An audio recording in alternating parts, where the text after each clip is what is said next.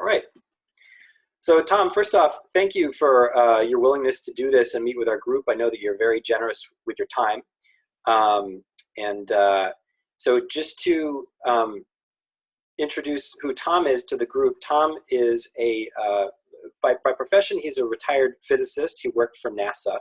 And Tom, correct me if I'm wrong, but doing risk analysis for complex systems. So That's like, right.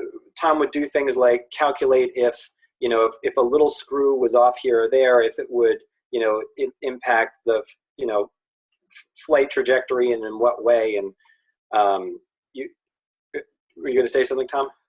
No, I can maybe get you off the hook here a little. Sure. It basically is looking at all the things that could possibly go wrong and what the probability of each one of those is. Because things that go wrong usually follow a logic stream. If this part fails, that causes the next part to be stressed, which changes its probability of failure, which causes the next part to not get the information it needs, which causes these other problems, which may cause something else to fail. And so on it goes. And 10 or 20 levels through a very complex system, nobody has any idea, really, what could happen and the path that it might take to happen. So that's what my job was to map out all the possibilities and then the probability of those possibilities, and then run simulations so that one could see what was likely, what was most likely to go wrong and end up in a catastrophe.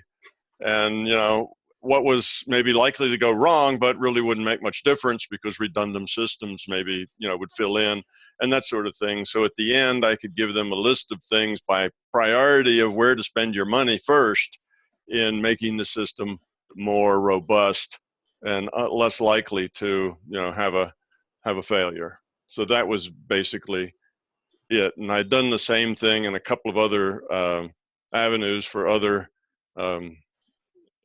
government institutions, and NASA was kind of the last one I did. Had a lot of fun with it. It's interesting problems because there's so many variables and so many possibilities that you need to have not only a good understanding of the physics of the interactions, but of the probabilities. And in addition to that, your other vocation, if you will, was consciousness exploration, and it has been since you met Yes. Robert Monroe back in the 1970s. So for those of you who don't know, Robert Monroe was a consciousness explorer. He began having out-of-body experiences at a certain point, didn't know what they were, and there was nothing medically or psychologically wrong with him that his doctors could see. And so he just decided that we're going to explore this thing and see, what the potential of it is. So he had written 3 different books. And when Tom was in graduate school, you had come upon Bob's first book, which was Journeys Out of the Body, right? Mm-hmm. And then basically, long story short, had met with Bob and volunteered to help Bob Monroe create this laboratory where they would do experiments with meditation and out-of-body states. And Tom and his colleague Dennis Menerick, who was an engineer, would help them do all the science if Bob would train them how to get into different states of consciousness and to have out-of-body experiences. And so then Tom had helped them build this laboratory and he was really helped in the you guys basically invented the hemisync technology, which helps people to get into these different states of consciousness. And there was a period of, you said like 1 or 2 years where for 21 hours a week, all you guys were doing is manipulating your consciousness in different ways with Bob. Yeah, that's true. Actually, my adventures in consciousness started at about 5, 6, 7 years old when I found myself floating out of body, and then ended up with some entities who explained to me how to control that and how to do it, and then started me on some sort of training regimen to do that. Interesting thing was that I was 5 or 6 or 7 years old when I was, my body was when I was doing this, but as soon as I got into the out of body state, I was not a child anymore. I was an adult. And that was just a very odd situation to be an adult and do these exercises and then know that you were going to come back to the body of a 6-year-old. It was a little disorienting, but fun just the same. But that got shut down somewhere around 7, 8 years old because those who were training me thought that it would be good for me to be a little more normal than what I was shaping up to be that way, in that I needed to grow yet a personality and other things. And I had to fit in a little better than I was fitting in. So that got shut down and got reawakened when I started working with Bob. I see. Very cool. Yeah, there are a lot of folks that have similar experiences. They have a lot of psychic or spiritual experiences when they're children. And then as they get older, they lose it a bit, and then they kind of come back to it as they get into their 20s or 30s. Yeah. So, so cool. Yeah. And just to introduce kind of who this group is, we are all alumni of a course called the Finder's Course, or present participants, perhaps, soon to be alumni. And so basically, we're all familiar with this idea of enlightenment or spiritual awakening, or when your inner peace begins to develop to a certain degree, where that kind of ongoing inner peace state just becomes who you are, which is that we could call that one defining aspect of the enlightenment process. And there was a social scientist named Jeffrey Martin who basically did extensive interviews and research on a number of these people who are in this persistent inner peace state, or a persistent, universal love type of state. And he really tried to figure out what it was that they did in terms of techniques and, methods and practices that allowed them to entrain this state. And then he basically made a practical immersion type of internet-based course based on those techniques and practices. And so we've all kind of been through that. And a lot of us have had changes in our own consciousness. And we're still in a process of understanding what this, what the whole process of enlightenment is, or we could, some people call it non-duality or awakening, or we could just say broadly spiritual evolution. And I know you and I had started a conversation about 2 years ago at the first International Congress on Consciousness, where you were a speaker. And we'd started a conversation about enlightenment. And, you said, there was just one point in our conversation where you just said, well, Michael, I think we need to do another interview.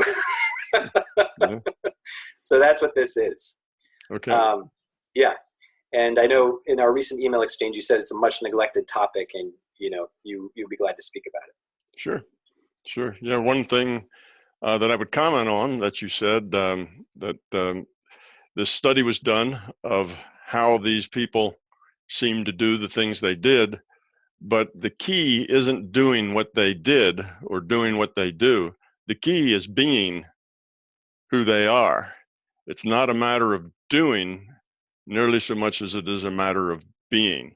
Though the doing can give us some hints and can help guide us into different states of being. I see your kitty cat is joining you on the desk there. Oh, yeah.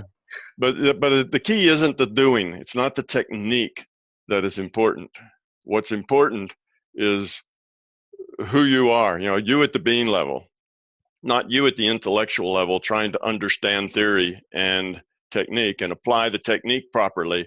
It's you at the being level is really where, is what enlightenment is talking about. So technique won't take you there, but it may help you find it on your own. Right. Yeah. And that's been our experience too, that, so one, and this is a distinction. So we're going to have kind of, some technology, some terminology from this class that we've all been in. And there's terminology from your books, your trilogy, My Big Toe, and a lot of your lectures.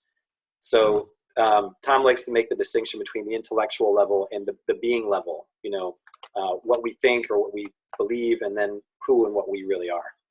So yeah, we could say that this class, I think, for many people predisposed many changes at the being level. Okay. Yeah, well, we'll just have to stumble over our different metaphors until we figure out what each other means, but that won't take too long. Yeah. So in terms of spiritual awakening, let's say, or you would call it, I think, entropy reduction or noise reduction. You've used that metaphor before.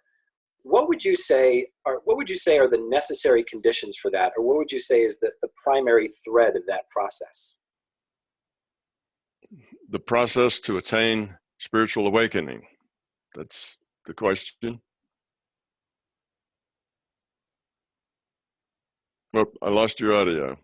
Yes, right. Well, for instance, you had made a comment in passing that you haven't experienced anger in something like 30 years, and that your predominant emotional state is positive. So, I mean, you're probably, if we were to do a bell curve of the emotions that most people experience, you'd probably be in, the upper echelon of well-being, so to speak. And so to a group like ours, that's very interesting. We interview people like you. So the question is kind of, how do you get there? Yeah. What would you say the process of unfolding entails? And if anybody wants to chime in to help clarify what you think I'm asking, you can feel free. Okay, well, I can work at that. There's lots of ways we could approach that, because there's lots of different avenues, to get there. There's not just one path, and everybody has to, figure out that one path and do that one technique and get to that point. It's not like that. There's lots of different ways that you can approach this sort of thing. Now, in the if we did the short answer, like the 10 words or less kind of answer, so we look at the big picture kind of answer, it would be, you need to get rid of your fear, which means also let go of your ego and let go of your beliefs. Okay, now that's a 10 word or less answer to how you get there. Those are the key things you need to let go of. Now, there's a lot of processes to do that. And as we do that, we tend to get a bigger and bigger picture of the nature of our reality, who we are, how we relate to the whole, our connection to the larger reality, if you will, to the whole, to consciousness, or if you're of a religious bent, to God. It's how do you have, what is that connection? And as you get a bigger picture, then you start to see things with a different perspective. And suddenly things that used to make you angry or upset, using anger as just an example here, just don't anymore. Because in a different perspective, it's not about you. It's not saying, it's not, that insult perhaps that makes you angry. You realize that insult is really not about you. It's about the person who said it. And if anything, the feeling you have isn't one of defense and then retribution.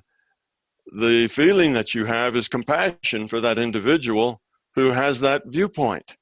And you wonder how they ended up with that viewpoint, and what might you be able to say or do, if anything, that would help them see a bigger picture, or would help them maybe see a different viewpoint. And of course, the answer to that question isn't give them a lecture and tell them what it is they've got wrong. That never helps. That always is gasoline onto the fire. That always makes it worse. That's your ego and your fear that deliver that. So that's a short answer.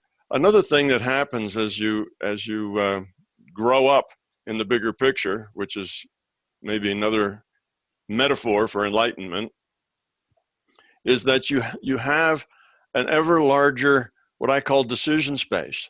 You see, we're here, we make choices. That's what consciousness does. Consciousness is a choice maker, and we make choices.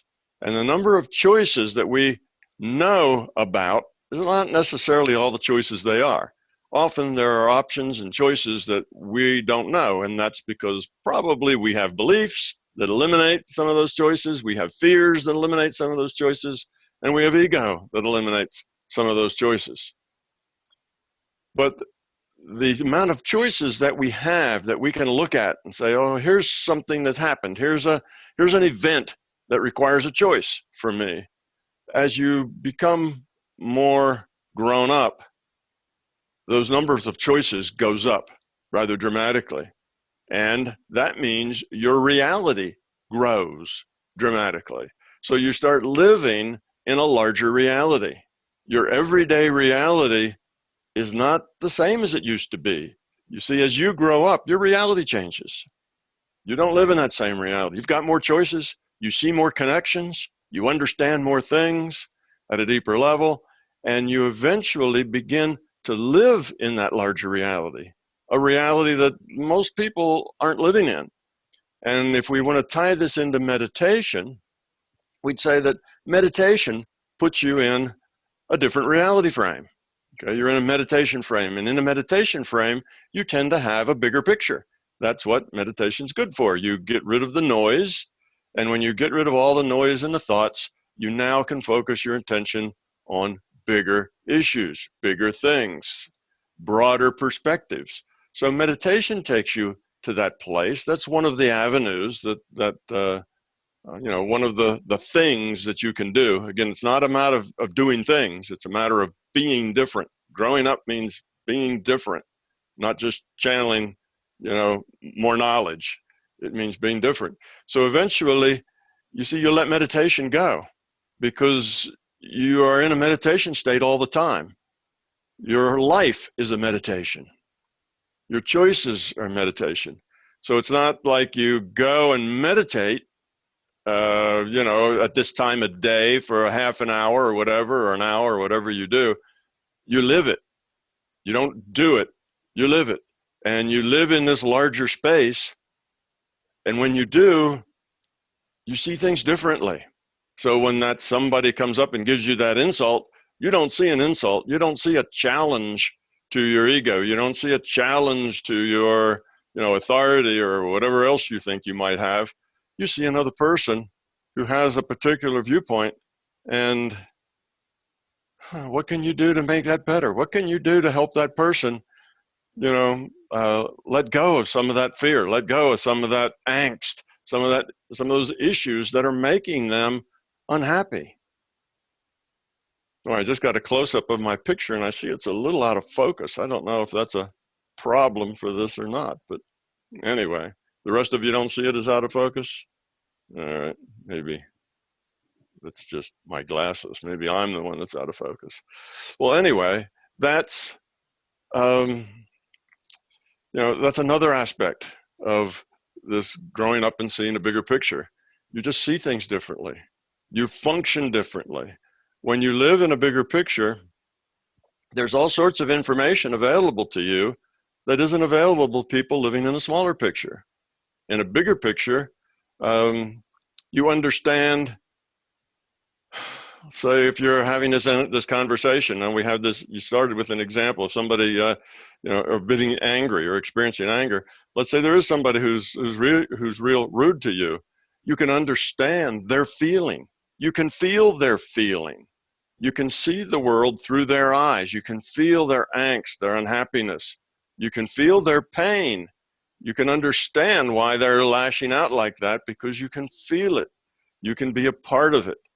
You can, if you want, if you're, not interested in the feeling aspects, but more of the intellectual aspects, you can look at the database and see a lot about this person. There's things like their spiritual attainment, their health, their past experiences. You can you can see where they're coming from and how they got there. And all of this data is available to you because you're living your life in a meditation state, basically, in a state where all those things are available. And it's not I'm here and then I'm there. I do this and then I go someplace else to do that. It's all part of an organic whole thing that is just the way you are. You're in a bigger reality.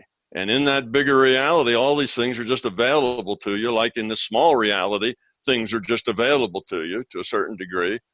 And that comes with the greater choices. Greater information base provides you with greater choices.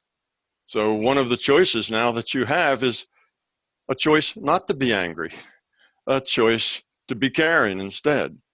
And that becomes a viable choice, where if you have the fear and the ego and the beliefs, then though that choice to not be angry is still there, you could make it theoretically, you don't make it because it's not in that set of choices of which you can choose. You see, your free will can only choose one of the choices that you are aware of. And the choices that you're not aware of, some of those you have to grow up to access. So it's not a matter of what do you do, what do you say, how do you interact. It's just a different way of being. It's living in a reality that's a little larger than the smaller reality. It's always easier to look downstream.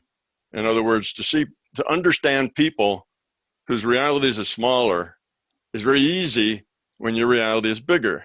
But to look upstream at people whose realities are bigger when yours is a little smaller, that's very, very difficult, because you don't have the experience, the information, the understanding to understand what it is they're feeling, doing, thinking, being. You can't do that because that's not part of your experience set yet.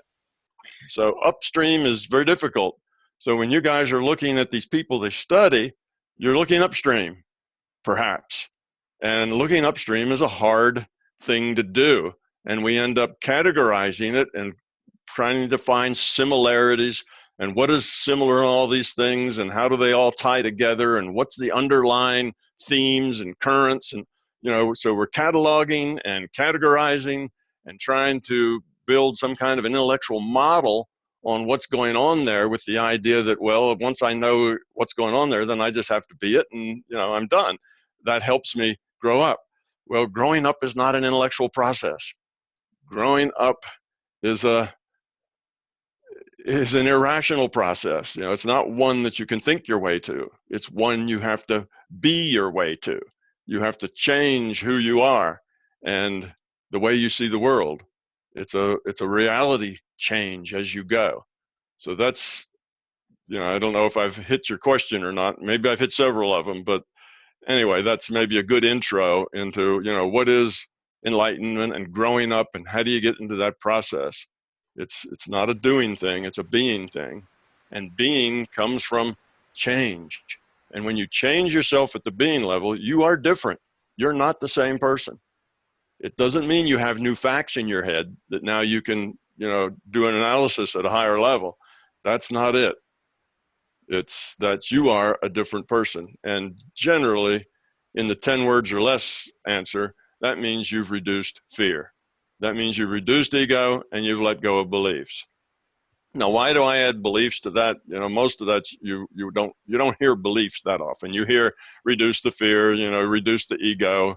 You'll hear that in lots of places. But beliefs belong in that same box, because when you have a belief, you shut yourself off from the information that conflicts with that belief. Because if you have a belief and information comes in that's contrary to that belief, well, that's just an anomalous point. That's spurious data. That's an error somehow. It doesn't really belong there. So you find ways to excuse data that doesn't match with your beliefs, the way you think the world is. So you toss them away. And that is not helpful. You see, you cut yourself off from information that's useful to you than whenever you have a belief. So my idea is that you have to always be open-minded to everything, and you have to always be skeptical of everything. Always skeptical, always open-minded. So you have no beliefs, because a belief would be a probability of 1 or a 0. Right? You believe that this is it, that's a probability of 1, or this isn't it, that's a probability of 0. But you'll have very, very few of those.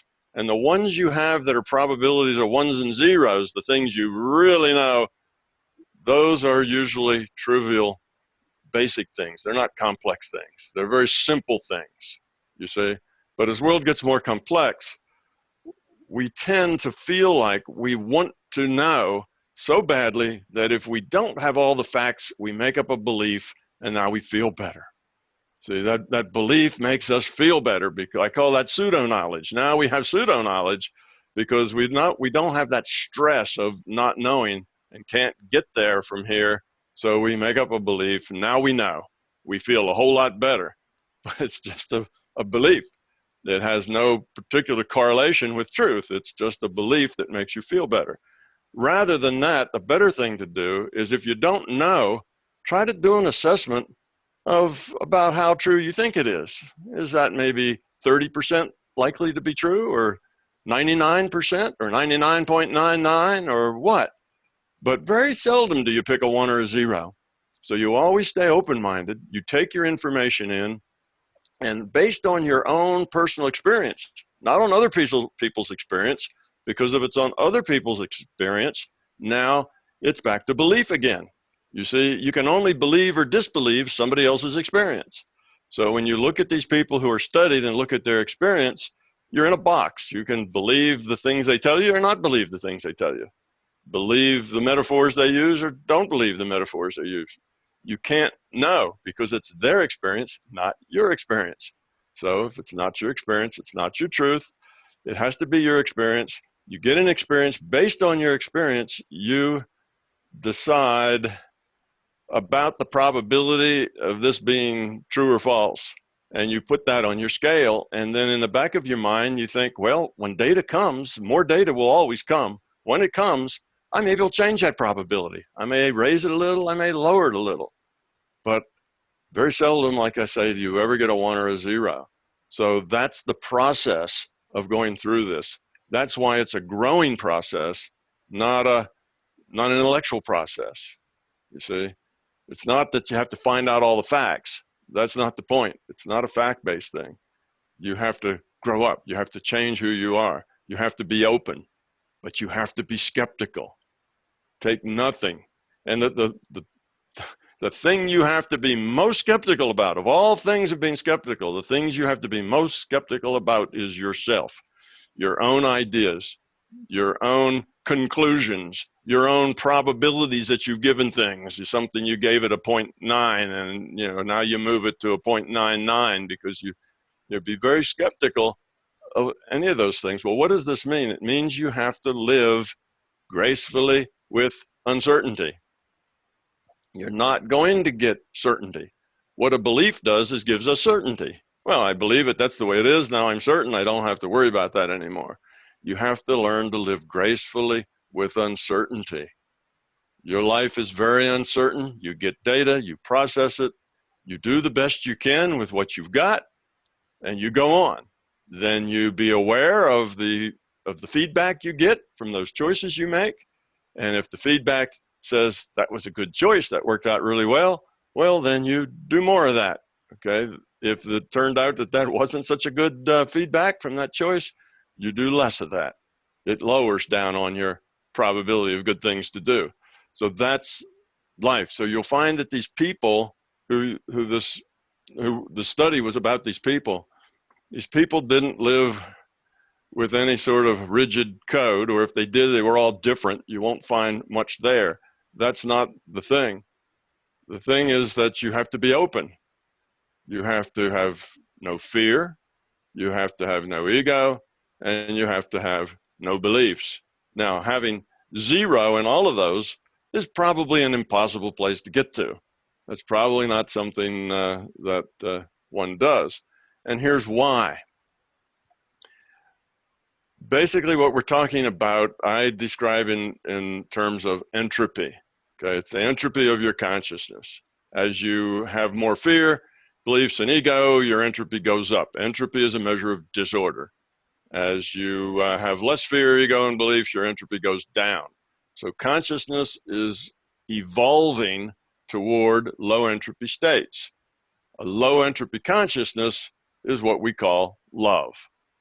Love is the nature of a low entropy consciousness. Okay, so we're trying to lower our entropy. Now, if we had 0 fear, 0 ego, and 0 beliefs, and maybe I should say that ego and beliefs are usually a product of fear. So fear is really the main thing. The ego and the beliefs are just there because of the fear. You get rid of the fear and the ego and beliefs go away as well. So I keep enumerating the ego and the beliefs rather than just say fear, because otherwise people misunderstand fear. They think of fear as like a big bear in the woods that's hungry, you know, and you run into one. And that they see fear as things that might do bodily harm. And we're talking about fears that are a lot more subtle than that. So if you get rid of that fear, what happens is you're lowering the entropy of your consciousness. Now, the reason I said that they probably never go to zero is because lowering entropy is a thing that you can approach zero entropy, but you don't get there. And this is going to make a major point about enlightenment. And that is, when you think you are enlightened, that's a very good sign that you most certainly are not. The reason for that is that you're lowering this entropy of your consciousness. When you get to the point that you say, I'm done, I'm enlightened now, you know, I've lowered the entropy all the way, it's zero, that's the point where your entropy begins to increase. Because to lower entropy takes effort, takes work. It takes, you got to try, you got to put effort and energy into lowering entropy. And as soon as you stop putting energy and effort into it, guess what? That entropy just starts to increase all by itself. It takes constant effort to maintain a state of low entropy. So that's why you never get there and get the, you know, kind of lie back and, you know, get your harp to play on the cloud and, you know, you've made it. You don't have to, you know, reincarnate in this miserable place anymore, et cetera, et cetera. I'm done. I'm out of here. I'm enlightened. That doesn't exist. There is no endpoint. You are always working toward that. And if you stop working, you start to backslide. So now I could go into a lot of practical experiences about these things. I've been places, I've been to reality frames and where they were inhabited almost entirely by people who thought they were done, they were enlightened, and they were finished. And when it was time for them to go back and be helpful to other people, they didn't want to do that because they were done. Well, that tells you already that there's fear, there's ego, you know, it's all about love. It's all about caring. If it's about yourself, like I'm done, that's about you, that's ego. Well, that's not enlightened. So that's why I say, surely if you say, I'm done, you know, I'm enlightened, I'm out of here, I don't have anything else to learn, I know it all, that surely means that you are not, because you always have things to learn. You always have ways to grow up. There's always somebody else that needs help. And if it's about other, you're not done if there's somebody else that needs help and you could help them. You say, you're not done yet. You're only done if it's only about you. So that kind of, you know, then I guess I'm making the point that there is no such thing as enlightenment. Enlightenment is only a process. It's a journey. It's not an endpoint. You don't get to a point and then declare yourself to be enlightened. You don't get to a point where you say, I'm done, because there is no done. There's always somebody else that can use your help, somebody else that you can affect, something else that you can do to make the whole better, to make it work better, even if it's just by being an example. You don't have to be, you know, a big wheel in history or something like that and do marvelous things. You can be a little old lady that lives on a corner street that gives cookies to children, you know, in the afternoons because it makes them happy. You know, you don't have to be somebody that stands out as special. You just have things that you can always do. So that's kind of I'm giving you my thumbnail sketch of enlightenment and where it is, what it consists of, how you experience it, and, you know, its limitations as a destination. Mm-hmm. But it's very valuable as a process, as a journey. Absolutely. Yeah, I think most, if not all of us, are on the same page as to, you know, most, if not all of what you said. And if somebody else wants to say, you know, if other people have feedback that they want to give, they can feel free. So we've got 2 questions, and I just wanted to make one clarifying point. When you said you visited reality frames where folks are in, you know, where I'll say that they're enlightened and so on. You're talking about an out-of-body state, or a state in consciousness exploration where you visited like a consensus reality like the physical, Yes. where these people were in some sort of inner peace state, and they said, look how wonderful everything is here, but then they didn't want to help anybody. Yeah. Was Well, that more or less it? yeah, what it was is, yes, it was, you could call it an out of body. Okay. My metaphors and my language in my, in my work is, I call this a virtual reality. And when it's a virtual reality, there are lots of different realities. Like, there's World of Warcraft, and there's The Sims, and there's, what's the one with the stone and builders? These are video games, Yeah, by the way. these are all video games. Yeah, for you don't know, there's lots of virtual realities. Now there's No Man's Sky, and on they go. Well, each one of those is a data stream. It's just a data stream to the player.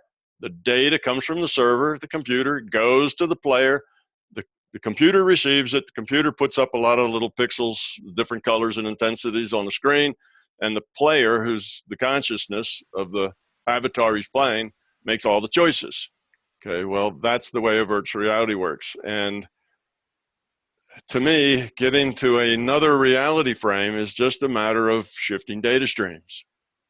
If you want to go from World of Warcraft to The Sims, you just shift data streams. You just, and you don't really have to log off of one to log on to the other. You can have both of them up if you like. You just need two computer screens or a picture within picture screen. You can that's what I mean when you live in a bigger reality. You can log on to lots of other reality frames simultaneously if you wish. My experience is you get more than 4 or 5 and it gets very confusing. So there are limitations, practical limitations to how many realities you can live in at once. But those go up with experience. It's sometimes more difficult to do 2, but then 3 isn't so hard, and so on. They go up eventually. But I find I can do 4 all right. 5, I start getting confused as to who's on first. Starts to become a problem of keeping up with everything all the time, and it gets to where you're getting so thin in your resources that you're not really doing very well in any of them, because you're spread too thin. But anyway, that kind of digresses off the point. Yeah. So sorry, just one more quick point of clarification, just so you're properly translated here among this group. And then Rebecca and then Kristen will ask their questions in that order. So Tom, you've used the analogy before of consciousness, or the larger consciousness system, or all that is, or reality as a whole, being like a sheet. And then there are individuated units of consciousness, which are our true self, so to speak, that are kind of lumps in that sheet. Waves in the ocean is another analogy that's been commonly used. Sure. And then our what you're calling an avatar would be our body or our personality in this lifetime, or this experience packet. That's another analogy that you used. It wouldn't be our personality. That goes to consciousness. It would be our body. It's the physical world is a virtual world, and that's what I'm talking about, an avatar. That's this body. Gotcha. Okay, cool. And so Rebecca, what was your question?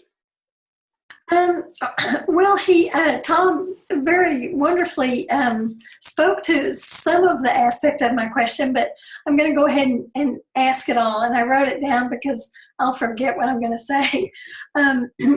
One of the most influential books I read in my early 30s was the Urantia book. It took me 3 years to read it cover to cover. It significantly influenced my belief in spiritual evolution and set me on a course of seeking higher consciousness.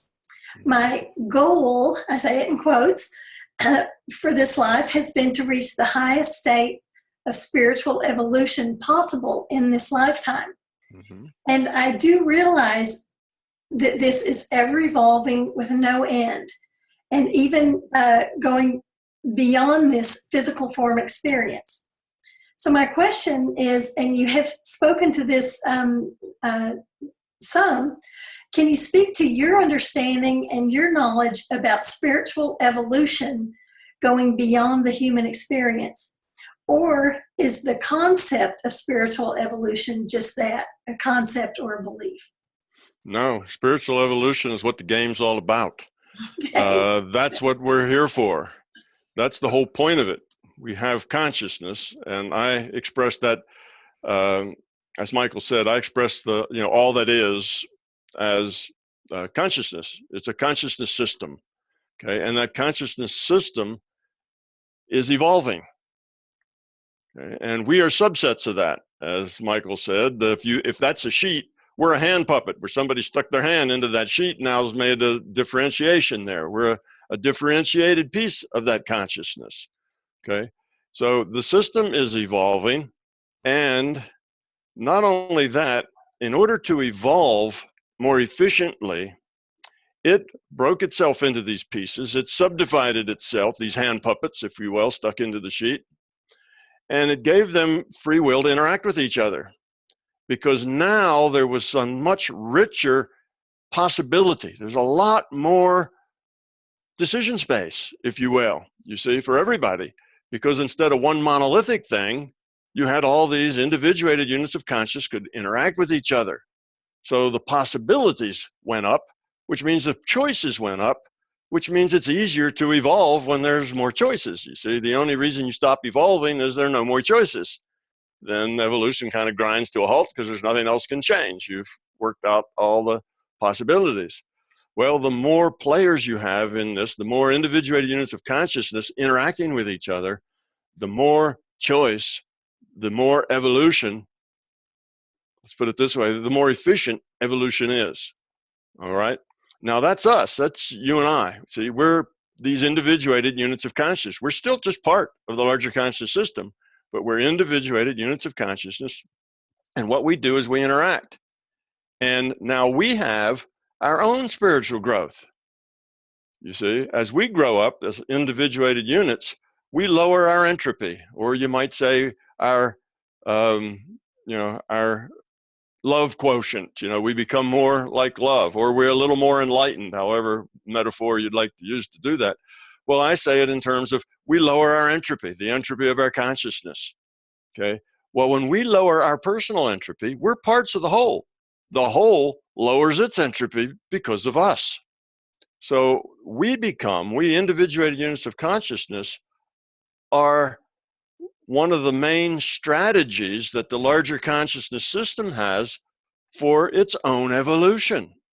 Break into pieces, let the pieces interact. As the pieces evolve, it evolves because we're all one and the same. It's us and we're it. So not only is evolution, a thing, a possibility, it is the thing. That's what the system exists for. We're evolving. And that's why we're here in this virtual reality entropy reduction trainer. We're here, and that's what I call our physical universe.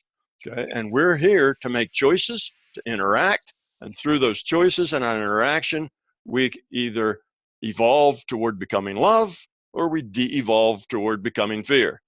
And that's what we're here for. And we're part of the larger system strategy for its own evolution. As we evolve, it evolves. So we've got a job. Our job is to evolve the quality of our consciousness. That's the way I put it. Move more and more toward understanding and love and caring, and less toward self. And in doing that, we grow up and we change. And like we said, it's a never-ending thing, but that's the whole point. That is the point, is consciousness evolution. And we're evolving toward beings of love. And we can see that, this reality is part of a fractal process. We can see that in all sorts of things, at, say, lower level things. We started out this reality, now we'll just talk about our physical reality, just this physical reality. Okay, we started out with single cells, and the single cells learned to cooperate. And when they learned to cooperate, they made things that were multicelled. The multicelled things have lower entropy, more structure, less randomness, okay, more order. They were also then more capable and had more function. Okay, well now these multiple celled things learn to differentiate their cells to where they had cells that were the locomotion part and cells that were the defense part and cells that were the digestion part and so on. And that was now a bigger thing, and it took a lot more cells, a lot more cooperation because all these functions had to cooperate. And now we get up to people. Okay, we're one of those things. Okay, now the next step is for the people to work together, to cooperate, to care about each other, become interested in each other's growing up, in each other's happiness, if you will, or whatever. Happiness is a byproduct, but you know what I mean? That's where we're going. Now, we're not like cells. We're not going to fuse shoulder to shoulder with other beings because that's what, little biological cells did. We're a different kind of critter, but we have to learn. That's our step. That's the next step that humans have, is to make a bigger organism, because it'll be another bigger thing. It's not just a bunch of independent individuals like we are now as people, like the one-celled things were when they started. They make bigger things. We're going to make a bigger thing one day when we become very cooperative and caring and loving with each other. And that one bigger thing will be much lower entropy, much more efficient, and much more productive than what we have now. And that's not a hope. That's a certainty. We're going to get there. Why? Because this is evolution. Evolution of consciousness in this virtual reality. That's what it's doing.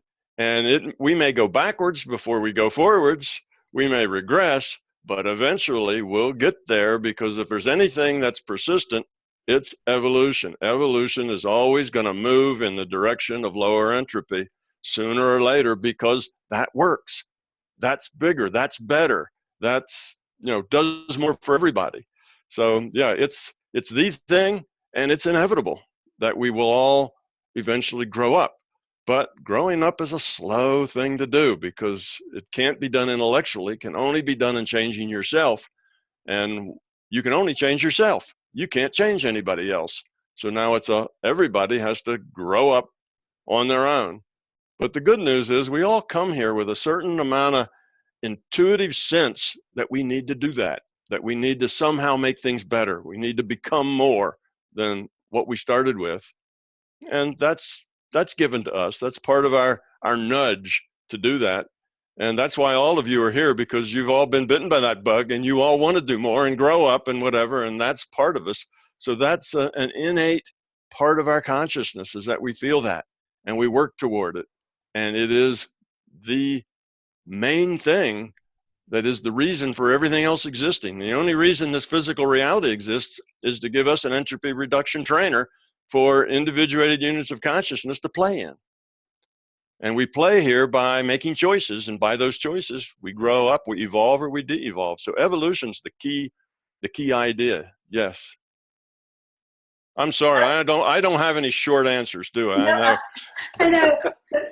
My curiosity is there an opportunity for spiritual evolution after this physical life? Oh, absolutely. Absolutely. And the reason for that is that this is learning, this is growing, right? It's becoming. Now, when you grow up, like I say, nobody can help you do that. It's something you have to do on your own. And basically, it's a slow process. You learn to be different. Well, learning has to be cumulative. You have to learn to count before you learn to add, before you learn to subtract, before you learn to do algebra, before you can do calculus. It's cumulative. You can't just say, I'm going to skip all that stuff. I'm just going to start with calculus. I can't count, but I want to get in a calculus course because that's more advanced. It doesn't work. Learning has to be cumulative. You can't get to square B until you've been to square A. That's just the way it is. So to learn this growing up, it's not a one-shot thing. It's not like, okay, you can't count, but you've got, the next 10 years to learn math, or the next 3 years to learn math, and that's it. You're done then. You can't learn any more math other than that. Well, that doesn't make sense. You learn, you grow, you become. And if you think of yourself as a part of this larger consciousness system, you're evolving. Evolution means iterative process. You work at something, you work a little more. You get a little better and you work a little more. Evolution's iterative. So yes, you grow up past this. It's not if it were a one-shot thing, we wouldn't get very far. You see, it's like you'd start over. That, or just somebody else would have to start and get that. I mean, how much math can somebody learn, say, in 5 years? Well, not all the math there is to learn. It's just can't do that. So you have to iterate on it, and that's the way it is with growing up. Is much harder than doing math. It's a lot more difficult thing to do. So you have to go through this lifetime, and our avatars have a finite lifetime. They only go so far, and the reason for that is it's not efficient at this time for them to go any further. Because what happens, we get so full of fears and beliefs and things, been there, done that, know that, and we think we know a lot more than we do. We paint ourselves into a corner, and then new ideas, we pass them by. We don't think about them anymore. We're trapped in our beliefs and in our fears and in our ego have trapped us, and the evolution slows down. So what you want to do is let that avatar go log on to another avatar, and then start the learning process from where you left off. Not over, but from where you left off. And then you learn some more. And when that experience kind of gets dead-ended in your fear and in your ego, then you let that one go, start over. Each time starting over as much as you've earned in lower entropy up to that point. You come in with a certain intuitive sense of reality and what's important and what's not. And from that, you have experiences where you get to kind of reapply that knowledge, that quality of your consciousness. And yes, it has to be iterative. Otherwise, you could never get there. Think of our evolution of our planet. If it had 1 million years to evolve and then had to stop because that's all the time there was. You see, evolution doesn't work that way. Evolution's open-ended. There's no end to evolution. Evolution just runs and runs and runs, and as long as there is some place to go, as long as there are possible changes, then evolution keeps cranking on it. That's why I say it's for certain we will get to that kinder, gentler place one day, because evolution will just keep cranking on that until it gets there. And that can't be done in a one-shot thing. Evolution is not a one-shot thing. It's not a one-shot principle. It's a principle of repetition, building. And then once you build, now you're in a different state. And from there, you have different possibilities of where you can go next. And then you go someplace next, and now you have different possibilities of where you can go next, you see. The possibilities keep expanding. You're different now that you've evolved. So you wouldn't want to be stuck with any limitation at the ground level. That just is not a system. That's a system that would go so far and quit, and then it would be dead-ended. It'd be a dead system. Well, consciousness, is not like that. Consciousness just keeps chugging on. Thank you. You're welcome. Okay, thank you. And Christian, what was your question? Yes. All right. Hello, Tom. Hello. Well, it's I've read your books. I've watched most of the videos on YouTube, I think, over time. So I'm I don't know, big fan, or what you could call it. I don't know. Anyways, there has been many questions surrounding your theory that has been coming up since embarking on this path. And one thing that I'm kind of feeling that I'm getting some sense of right now, but I'm still wondering is you talk about growing up, you talk about reducing the entropy of your consciousness, but they're not clearly, I don't feel that you clearly define what it actually is about. Like becoming love in such terms, I feel to me is quite vague. So I don't know if you could, and these type of feelings comes from an understanding that some people seems like they can get to a quite advanced level of, spiritual development, but still not really care, still not really embark on a path of, helping out or getting others to a certain type of level, and so on. So I guess this is not only a matter, growing up is not only a matter of, experiencing your nature as consciousness as deep as possible, but maybe something more about like interpersonal relationship development, or I don't know. Okay, I heard about 5 or 6 questions in there. Yeah, and, it's just I'll see if I can pick through them. Yeah. First of all, it's difficult, if not impossible, to be too specific about how an individual might interpret the words of "get rid of your fear," get rid of your ego, get rid of your beliefs. Easy things to say, but very hard to do. And the question will come back as well, okay, what should I do, me, individually? How do I interpret this? How do I work with it? How do I use it? And that has to be individual. It's not a one-size-fits-all. There's no answer that would pertain to everyone. You have to be on your own path.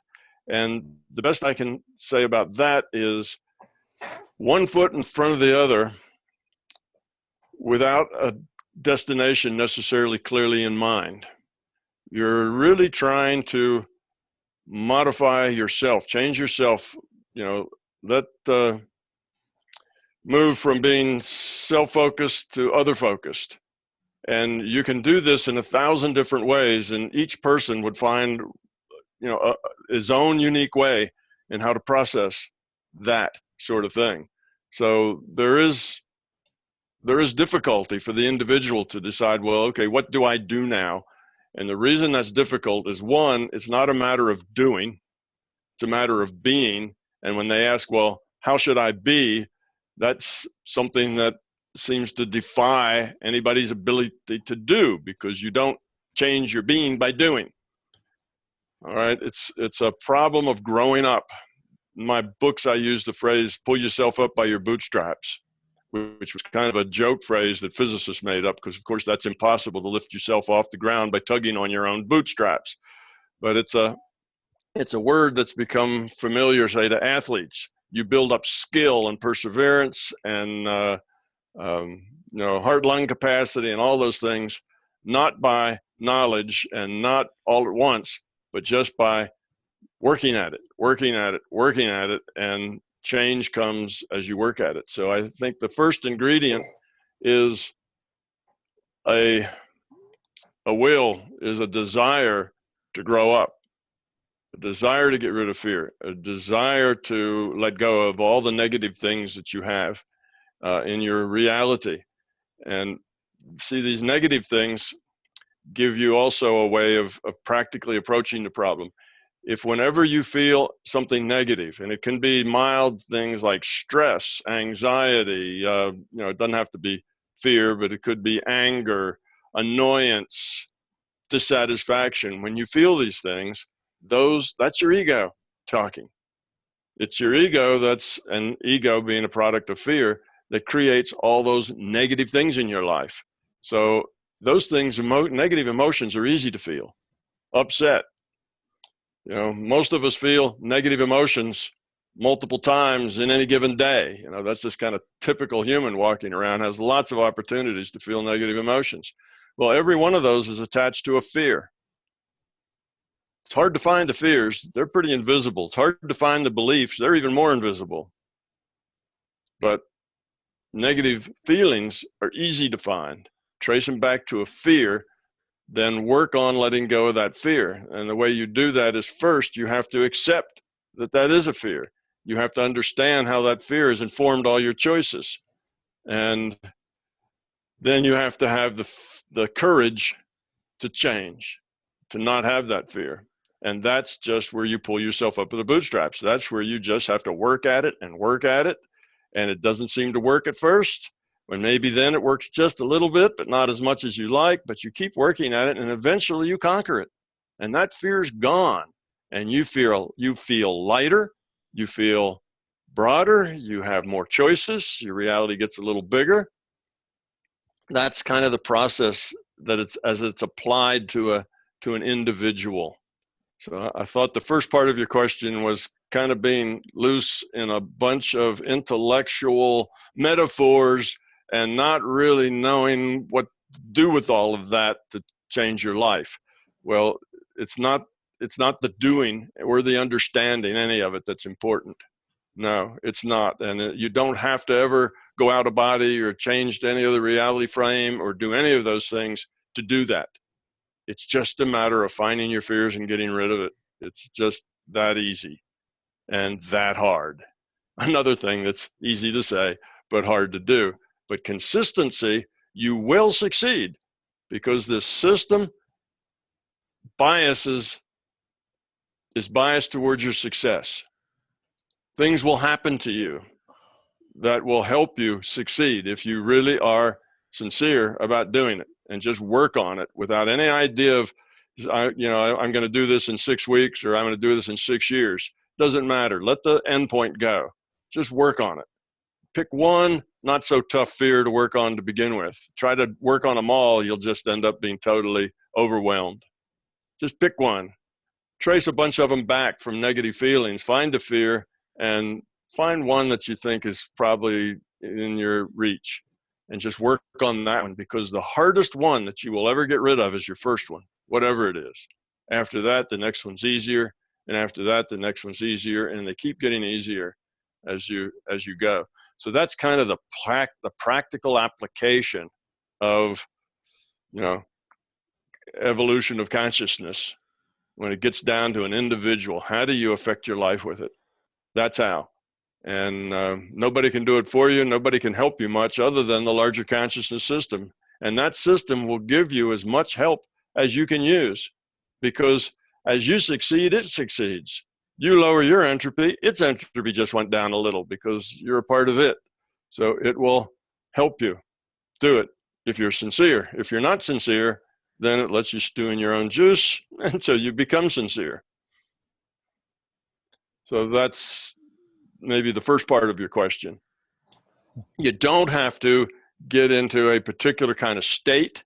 It's not about, if you think of the end state as a goal, then there doesn't seem to be any way to get there. The end state as a goal is then very confusing. Let that end state go. Don't worry about enlightenment or anything else. Just think, I want to get rid of my fear. I want to get rid of my ego. Or don't even think I want to get rid of it. Just say, I want to reduce it a little bit. Just a little bit. I'd like to reduce it. And work on that persistently.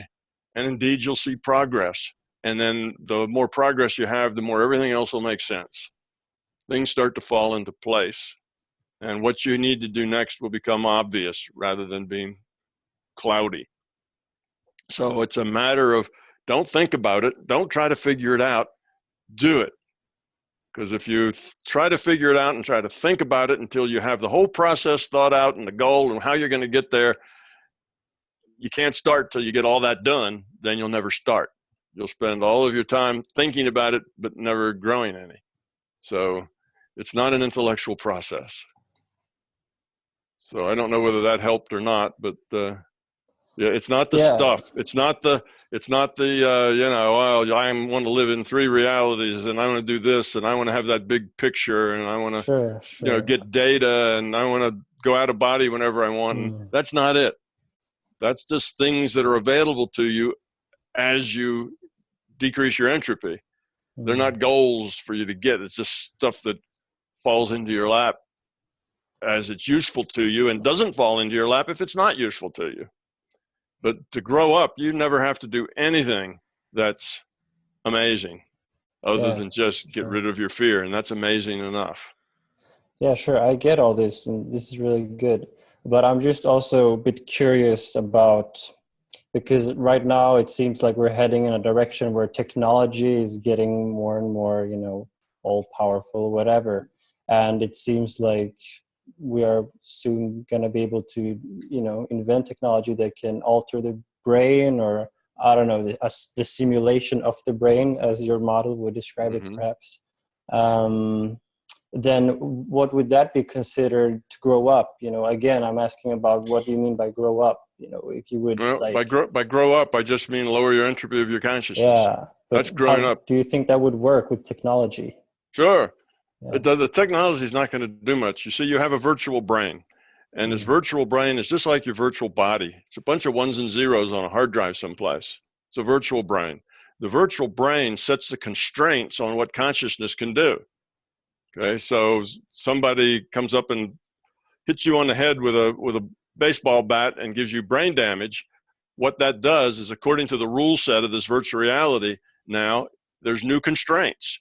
So now maybe you slur your words, you know, you drag a foot, you can't write very well with your right hand anymore, that sort of thing happens. It just set new constraints on what the conscious can do with that avatar.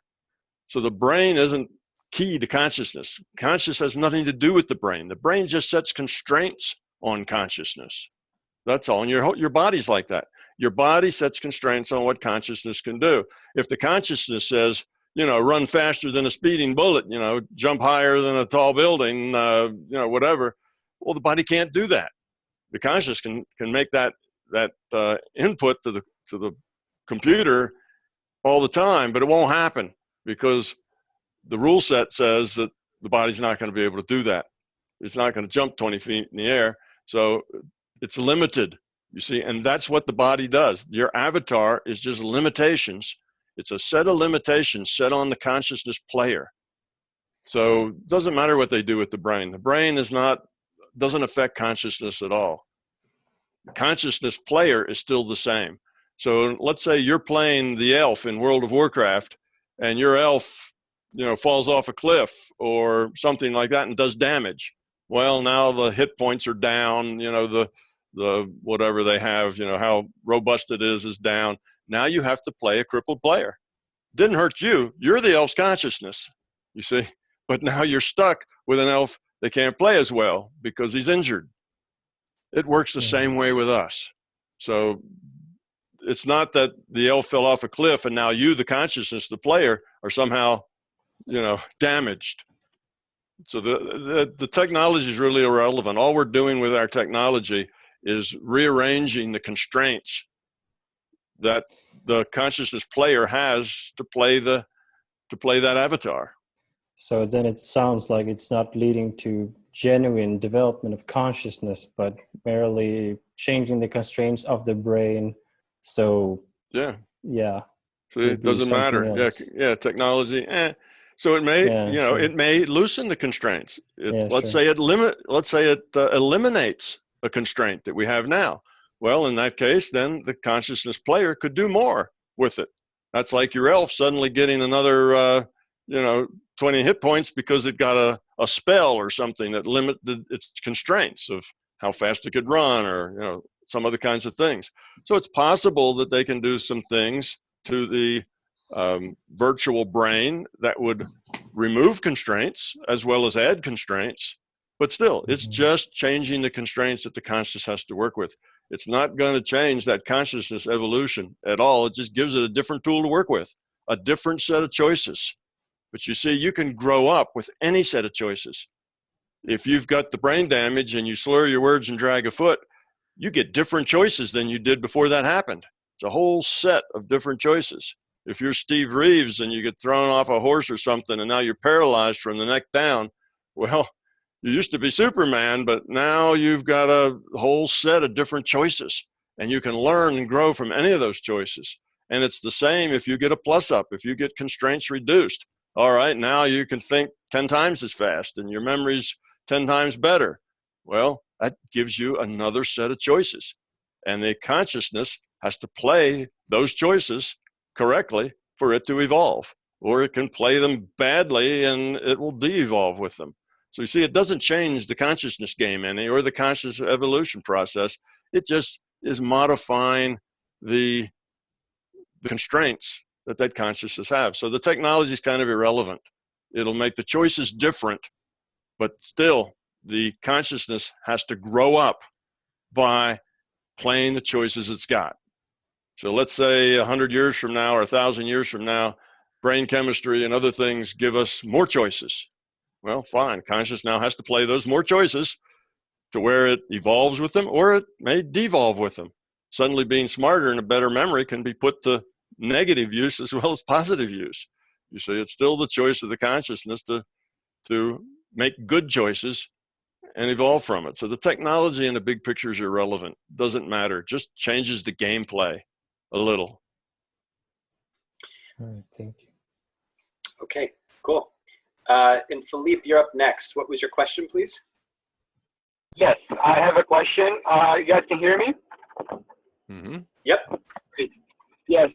First thing, I want to say thank you for Tom. I listened to your books, and it was amazing. I really like it, and I also watch all the videos on YouTube, so I kind of have already some idea, and also the way you explain things. But it's really curious that this explanation that you're just giving right now, it just makes such a more sense in a sense, which is leads to my question. So my question is, it's really about fear, and so I know we have to go in our way in terms of like we have to experience and get input, like a feedback, and then do it over again and see what changed and see what it's the good results and the bad results out of that choice. But what I mean is like that is like I feel that is like a fundamental fear in most of my actions, for instance, right? And I really want to get rid of the fear, but how would it be like a more practical way? So like, for example, like with examples, or like, would you have examples to share of like how really to work on the specific fears? Because it just seems to be a really hard thing to do. You know, you work on the fears, and then you're like, okay, now I'm a lot better, but then they come again, and then you do the same mistakes over. And, you know, that kind of like that cycle, making the same mistakes, and it's like kind of miserable, you know? Yeah, well, the main, let's see, the main problem that people have is that they try to find an intellectual solution to a being level problem, to a non-intellectual problem. So they think their way through it. They think their way through the fear, and they say, okay, my fear is this. I feel inadequate, and this feeling of inadequacy, changes the way I respond to everything. And they understand that fear and say, well, now I want to get rid of it. But what they want to do is change their behavior. You see, because they're intellectual and they're using their intellect to deal with it, they focus on changing their behavior, saying, all right, next time this comes up, instead of acting, upset because it makes me look foolish or something, which makes me upset because I have this fear of being inadequate and being foolish upsets me. Okay, instead of getting upset, they say, okay, I would just shut off that being upset, and I kind of stuff that under the rug, and I'm not going to go there, and I'm not going to feel that. I feel like I'm better now. And they do that to the point that even automatically they can stuff that stuff under the rug. But that's not growing up.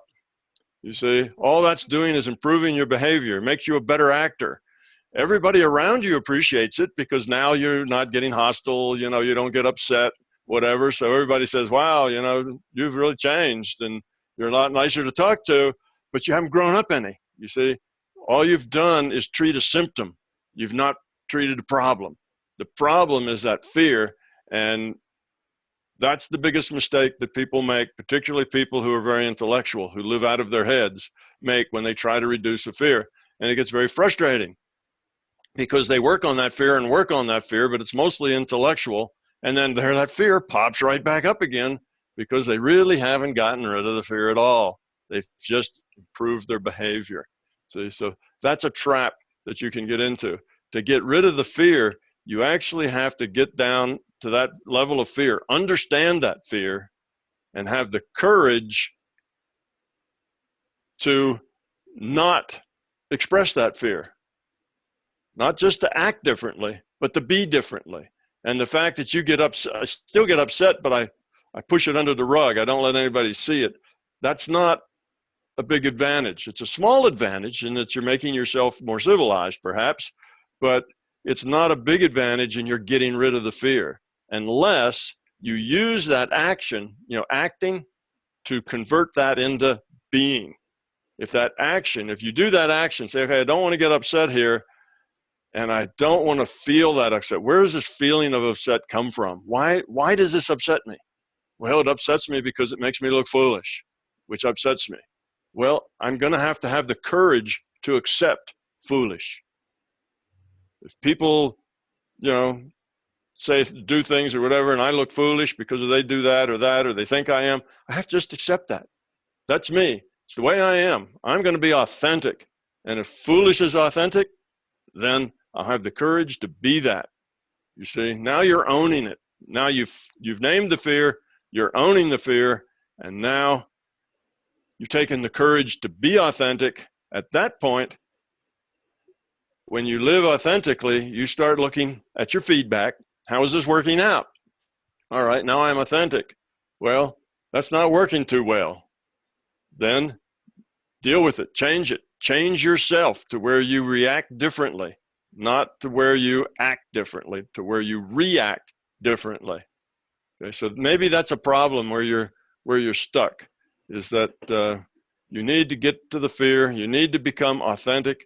And when I tell most people that they need to become authentic, they have no idea what that means. Who am I if I were authentic? You see, because we've lived with so much ego and fear and beliefs all through our lives, but we don't know who we are if we were authentic, any more than we know what our beliefs are and know what our fears are. So it's a long process. The second thing is, don't feel like if it's not working in a couple of months that you're just not doing it right. Work on it, be persistent. It's a lifetime's process. It's a work of a lifetime, not a work of a year or 2 years. You're still working on the same fear 5 years from now. That's okay. Just keep working on it, as long as you're really working on it and not just intellectually making it disappear because you don't look at it anymore. You stuff it someplace and you don't react. So if you keep working on it, you will succeed and you will get rid of it. But you have to be aware of the intellect getting in your way. And the intellect will make all sorts of excuses. It will justify anything that you feel and what it is you want to do. That's mostly its job, is to justify whatever your choices are. You have to be very skeptical of yourself, of that intellect, and try to dig down to what's authentic, what's really me, and then work at it from a deeper level, and work at it without necessarily a goal and a long time. Just work at it. It's when you let go of the goal and the need to succeed is when you begin to succeed. If you are focused on behavior, then it's harder to succeed. And behavior is usually what your goal is going to be. You want to behave differently. You want to feel differently. So you pick those things up as what you're working on, but then they suddenly become goals. And now your ego and your beliefs learn how to game the system to make it appear as though you've reached those goals. So you have to not let your intellect and your belief game the system. Always be skeptical of who's talking. Is that authentic? Who is authentic? Who am I if I were authentic? Would anybody like me if I were authentic? Would I like myself if I were authentic? That's that's things to wrestle with. But first steps to become authentic. If in the case being authentic actually makes you make more those mistakes that triggers the fear more, would not that be like a bad thing? No, but see, now you can change it. Let's say you become authentic, and when you're really authentic, you're not a very nice person when you're authentic. All the fear and things, you're just a not very nice person at all. You've got all this nice cover up on the outside that makes you look pleasant. You've learned manners and all that, but authentic, you'll be quite a bear. Well, you can't change anything unless you own it. You see, that's the problem with working from your intellect. When you're working from your intellect, you don't own it. It's not you. You're not authentic, so you can't change it. All you can do is sweep it under a rug. When you become authentic, you own it. When you own it, you can change it. So if you get authentic and that makes you worse in your mind, now you can change it, because at least you're at a point where you're dealing with the real thing, not with the smoke and mirrors that the beliefs and the intellect and the ego give you. So you have a much better chance, but you have to have the courage to go there first. See, that's the problem most people have. But if I were authentic, I'd be, nobody liked me. I'd be a miserable, unhappy wretch of a person, and da-da-da-da-da. And they feel they need that image in order to maintain this place where they are in life and the relationships. And, they've made this life for themselves and how they fit into it. And letting that go is a scary, scary thing. That's why it takes courage to be who you are and to be authentic. But you can't change yourself until first you're authentic. See, when you're not authentic, then you don't have any traction on who you are. All you do is refocusing the mirrors and blowing more or less smoke, and you're making an image that suits you better, but you can't grow up until you first get authentic. And authentic, if that's an unhappy place to be, then you can change it from that level. That's the point where you are dealing directly with your fear, and it will take courage. But when you do it, you got traction now. You really are connected to the real problem, and you can make progress on it. I really appreciate your answer, Tom, and I appreciate your work too. Okay. You're welcome. Okay, cool. So Ishta, what was your question? Hi, Tom. Hello. That pretty much covered most of it, but there's another beautiful piece of it maybe we can talk about. Okay. I'd love to hear from your perspective the place for self-trust in all this. And I don't know how to say it. Maybe, there's this beautiful way that the Buddhists put it, the absolute truth and the relative truth, right? And I'd love to hear more about how you synthesize or hold those ideas, perhaps. And I can clarify if you need me to. Okay, well, I can start with the self-trust and work on that a little bit, and then it'd probably be good for you to clarify a little bit of the absolute truth and the relative truth. I mean, I could talk about that too, but it's such a broad topic, I might end up talking about something that really wasn't what you wanted to talk about. So we may want to narrow that down a little. But as far as the self-trust, if you don't trust yourself, that's as good a sign as any that you're dealing, from fear. We have sayings, particularly, they're really popular these days. You hear them a lot in the New Age areas, but it's kind of a popular concept, is that you can't love anybody else until you love yourself. Okay. That is really poorly said. I understand what they're trying to say there, but that's really poorly said. You can't love anybody else, you see, as long as you are self-centered. You can't love anybody else as long as you think negative things about yourself. If you feel that you are inadequate, not nice, rude, not smart enough, not pretty enough, not rich enough, whatever, if you feel inadequate in ways, then it's hard to, focus your caring on others, because you're mostly focused on yourself about your inadequacies. So that's the idea, but it's not loving yourself. Love is about other. If it's not about other, it's not love. You don't love yourself. What that means, loving yourself, means stop being negative about yourself. But that's different than really loving yourself. So love is a thing that's always about other. Now, this negativity that you feel towards yourself, that has to do with your fear. That's you looking at your fear in the eyeball and not liking what you see. And so the fear and the ego and the beliefs are what leads you to not trust yourself or not like yourself or not be at ease with yourself. And those are also the things that cause you to not be authentic, because when you don't like yourself, then you start playing to an image that's what you do like. And that becomes your new persona, and that's how you define yourself. And as you get away from your authentic self, it gets harder and harder to change, to grow. Nothing seems to get traction. You work and work, but nothing happens, because you're not really working at the roots. You're working, with smoke and mirrors. So that's the idea about not trusting yourself. That's a fear.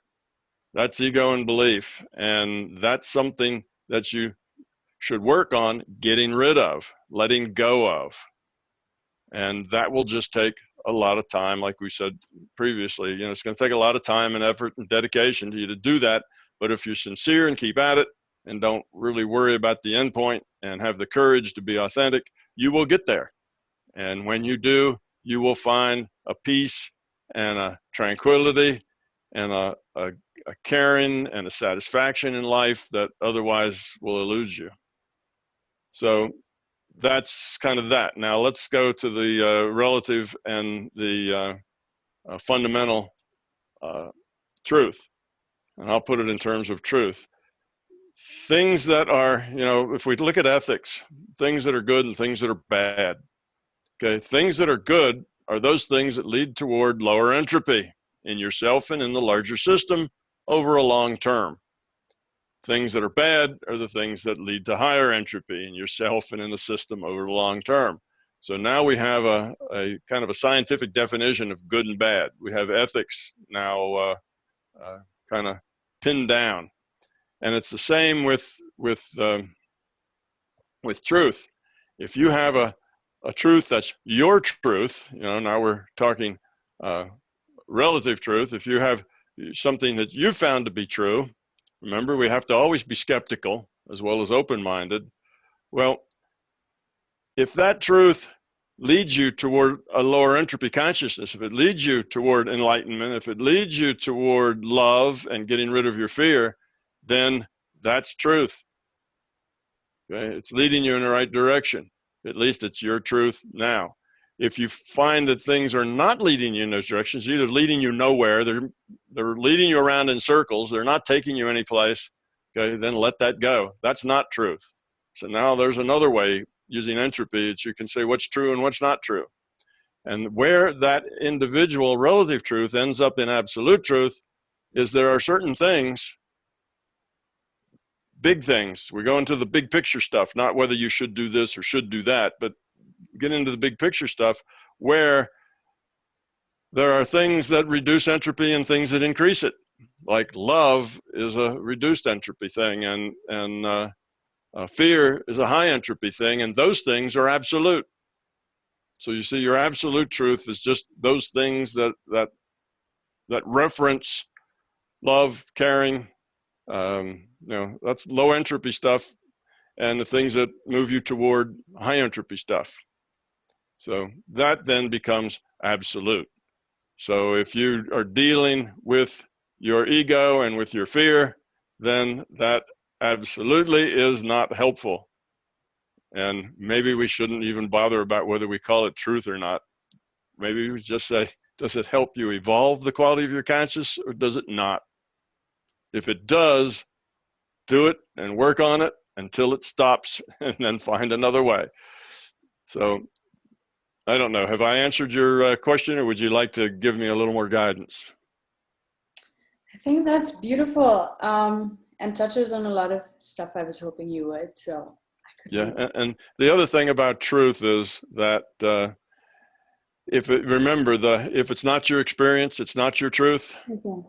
If it's somebody else's experience and you read it in a book and you think that's what I need to do or that's what I need to be, now you are, you know, you either believe that or not believe that. And best thing to do is not believe it and not disbelieve it. Hold it up as a possibility and try to find more data and make it your own experience, because until it's your experience, you can't work with it. It's not something you can use until it's part of your experience. Absolutely. I actually operate only on that one principle. I can't speak to anything that is outside of my experience. And when I state my opinion, I've been told it comes out as fact. And I've been really thinking about this because it's really interesting to me what, in fact, is the difference between opinion, fact, and truth.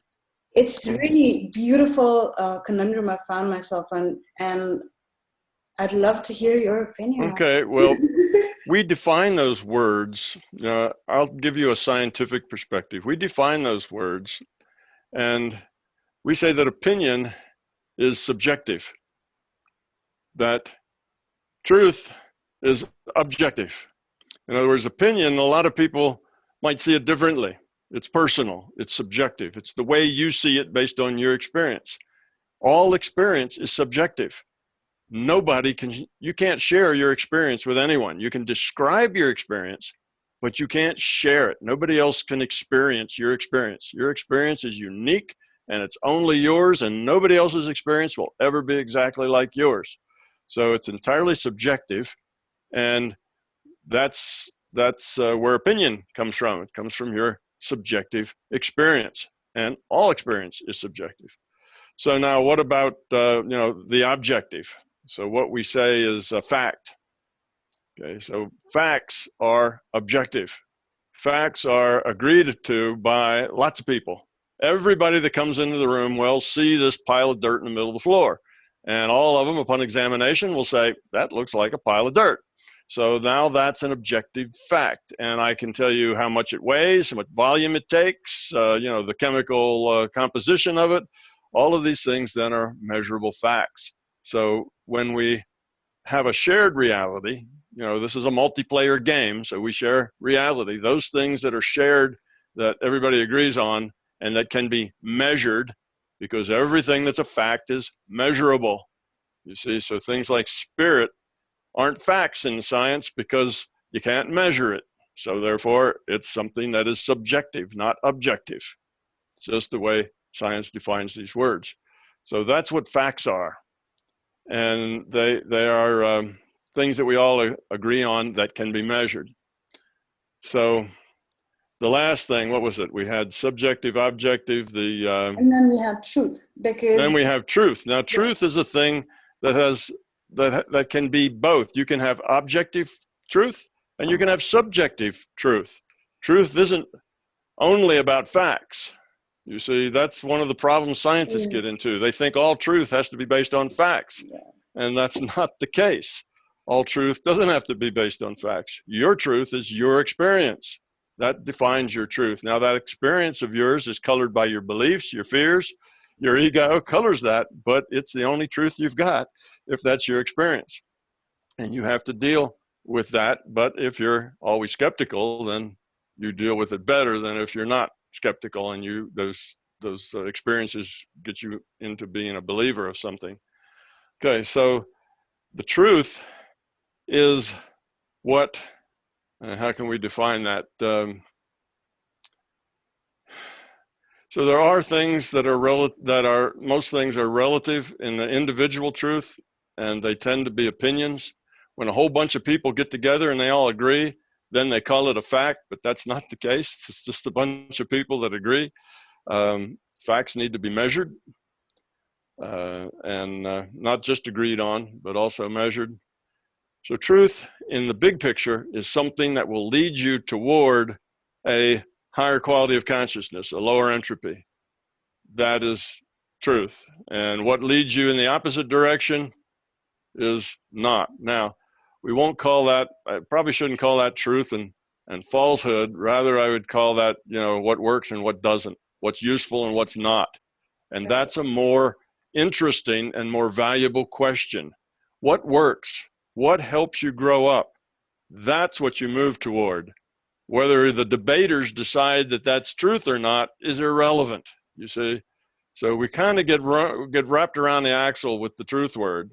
Truth tends to be out of your own experience because you have no other choice. If it's somebody else's experience, it's not your truth. It's only you either believe it or don't believe it. That's not helpful to your growth. So if your growth is the primary thing, if lowering your entropy and becoming love is the primary thing in your life, then what's useful and what's not is a much more significant concept than whatever it is we call truth. That's so cool. Thank you so much. You're welcome. Okay, so we've got Kelly, and then after Kelly is Sebastian. And again, if anybody has any questions that they have, they can raise their hands and they'll be answered in order. So Kelly, go ahead. Hi, Tom. This is so fascinating to me. I've always seen the evolutionary impulse as what is driving me on the spiritual path. It's not a choice that I have. it's more like breathing and part of life. But something you said, I have so many questions, but really, what really that's the way it works. You know, every time I give an answer, it creates, you know, at least 10 more questions. So this we could go on probably all the rest of the night. But yeah, go ahead. Sorry to interrupt. No, that would be fine with me. I'm delighted. Something you said about consciousness evolving into something bigger with even less empathy, consciousness as a whole, maybe merging, really stirs my imagination as, say, it pertains to, say, this group, for instance, a group of people that are, I mean, I can just see that those in this group that are more grown up, to use your phraseology, are able, just by proximity, just by being grown up, to help those of us who are still teenagers. And as a whole, though, I just wonder if you have any ideas or suggestions about what a group can contribute to this larger awakening, so to speak, or is that something that evolves organically? Is it kind of a conflict to add an intention to the group meeting? Yeah, the group is a powerful thing. There is such a thing as group consciousness. Okay, let's see. Carl, what is it? C.G. Jung, right? Carl Gustav Jung. He talked about group consciousness in terms of what was his word?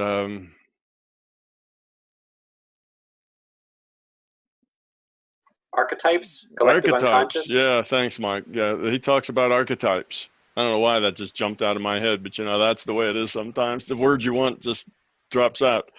But anyway, he talked in terms of archetypes. But what archetypes is a group consciousness. Every group that you associate with, you lend some part to that group consciousness. Culture is a group consciousness. A mob is a group consciousness. You know about mob culture or mob consciousness. Individuals in the mob wouldn't generally alone do the kind of terrible things that they will do as a mob. That's because they kind of, what should I say, excite or drum up each other's fear. It's a mutual thing, and the mob is a lot worse behaved than the individuals. Well, that works in the opposite sense too. If you have a bunch of people who are very grown up and low entropy people, they help pull up the group that they're a part of. It's like a group is like a vector sum of all the consciousness that feel that they're in the group. Now you can have a group that could be racial, it could be political, it could be national. There's lots of groups, and all of those groups affect each other because consciousness has the attribute of, let's just say, communicating with each other. We communicate consciousness to consciousness. We're all netted. All consciousness is netted together.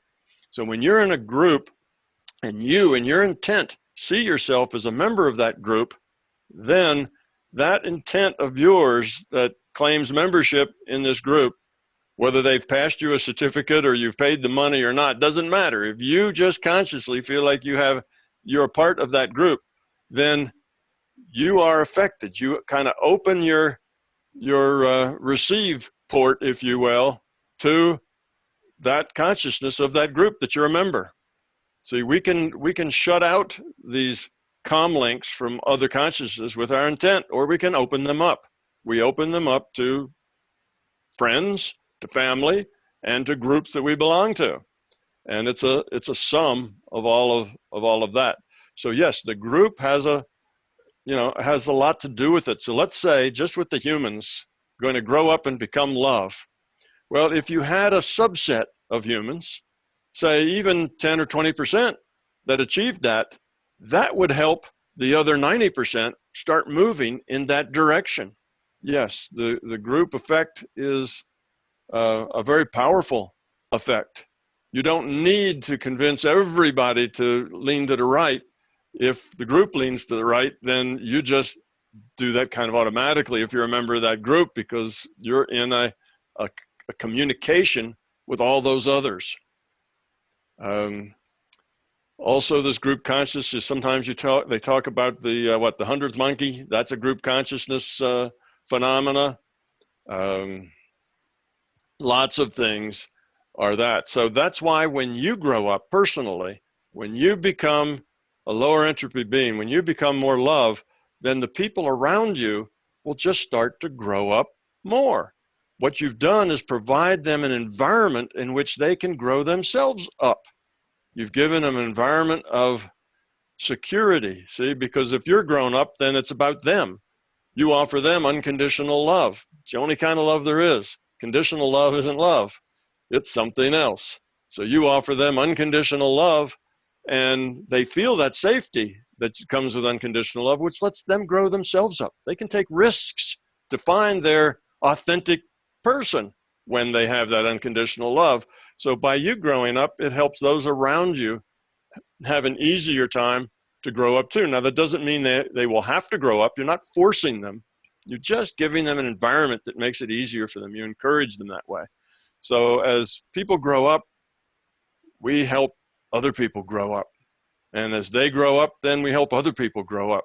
So the greatest thing that you can do to save the world is to grow up yourself. That's the biggest contribution that you can make to changing this world, is just to grow up yourself. That'll do more than anything else. Going out and replacing this president and getting rid of that, money system and doing all these other things, all you're doing there is working on symptoms. All those things exist because they accurately reflect the group's consciousness. And until that group's consciousness change, you can rearrange the furniture on the deck chairs on the Titanic, but you're not really going to accomplish anything major. All you're doing is making the symptoms less horrific, which is nice, again, civilizing, but it doesn't really help change anything. Eventually, all those symptoms will just reassert themselves. Get rid of one dictator, and eventually another one will take his place if the population hasn't changed. So that's, the group is a very powerful process. Okay, thank you. You did answer it. Well, go ahead. Ask me again. I don't want to. I don't want to give you the phrase it. I guess I just have this vision. It just keeps coming to me of a group. I don't know. There's a group consciousness, like you said. Does this group consciousness, as it grows up, then join with another grown-up consciousness or another grown-up group? Yeah, right. That can happen too, as well. Sure, two grown-up groups can get together and be a larger grown-up group that's even more grown-up than they were before. Yes, it does. It affects things more than, or is it always on a sort of personal, individual participant level? It's always on a personal level. All growth is personal. You have to make the choice to do things to grow up. It's just easier for you to make those choices toward good choices, let's say, toward growing up, if you're in a safe place, if you're surrounded by caring people, you see. So all choices are personal. It's an individuated unit of consciousness with free will. Everybody can make a good choice or a bad choice or an in-between choice. That's personal.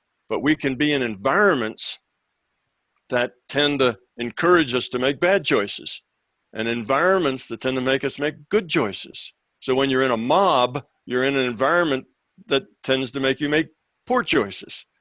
You see, if you're in a group like this one that I'm talking to tonight, well, now you're encouraged to make better choices, because growing up is a thing in this group. That's what you're here for. You're here to learn and to grow up and to become enlightened and become love and so on. And when you're in that kind of group with people thinking those kinds of thoughts, it's a lot easier to grow up in that group than it would be out by yourself someplace, you see.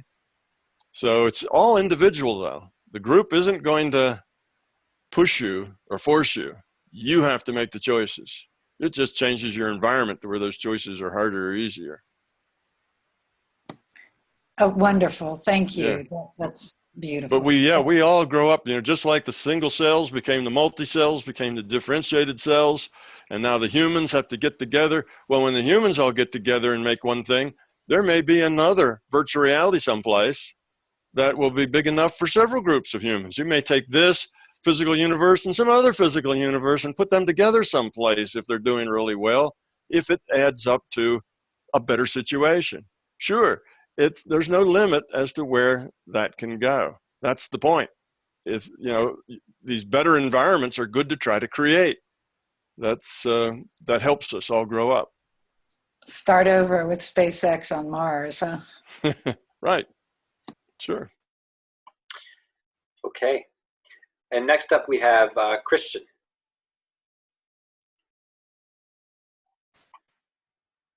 Oh, wait, no, sorry, I'm wrong about that. I'm wrong, my mistake.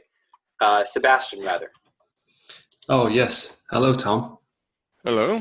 I'm a fan of your work too, as Christian and Philippe. And I must say, especially your Calgary videos has been a very transformative experience for me, especially with the remote viewing example you have in that video.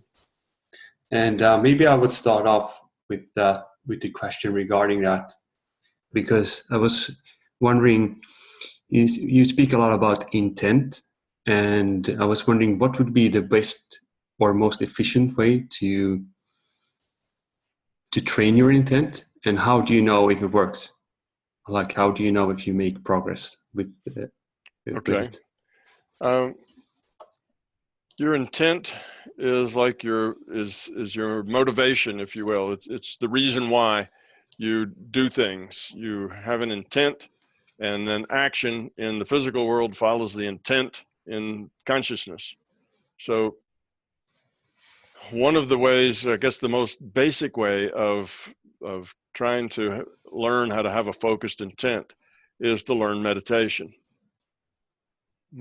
Intent is natural to consciousness, but so is noise. Lots of noise. That's its thoughts, stuff that's basically not useful. What am I going to do next? What question am I going to ask next? What's this going to do? Did I brush my teeth this morning? Do I have to go buy things at the grocery store before I go home? And we got all this stuff running in our heads all the time. And you cannot have a strong, focused intent unless you can quiet all that down to where you don't.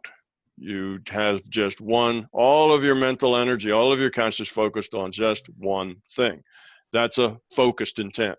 Okay, so meditation is the best tool to help you focus your intent that way. But now there's another thing that most people just don't get or don't know about, and that is if you have a strong, focused intent, it has, to move things, to change things, if the focus is you're trying to accomplish something, you're trying to remote view, or you're trying to heal, or you're trying to do something else. The intent has to come from the being level, not the intellectual level. If it comes from the intellectual level, it's a weak intent. We call it, if it's only at the intellectual level, we don't call it intent, we call it a wish. Oh, I wish this would happen, or I wish that would happen. It carries no force. Well, very little force. It does carry a little force, but not much. It's a very weak intent. If it comes from the being level, then it carries force. And a lot of people, particularly people who are left-brained and very much live out of their intellect, they have a hard time with that because they don't know they don't know how to access that being level. Everything is from their intellect. If they don't think it out of their intellect, then it doesn't exist. They can't think it at all. But it's a little confusing, and I'll try to make that less confusing. Your emotions come right out of your being level. Okay, you don't think, oh, I should get angry now. Oh, I should feel happy now. See, that's an intellect. Obviously, people don't do that. When you feel angry, you just feel it. Feel happy, you just feel it. You don't think about it. Those things don't come through your intellectual space. They come out of your being level.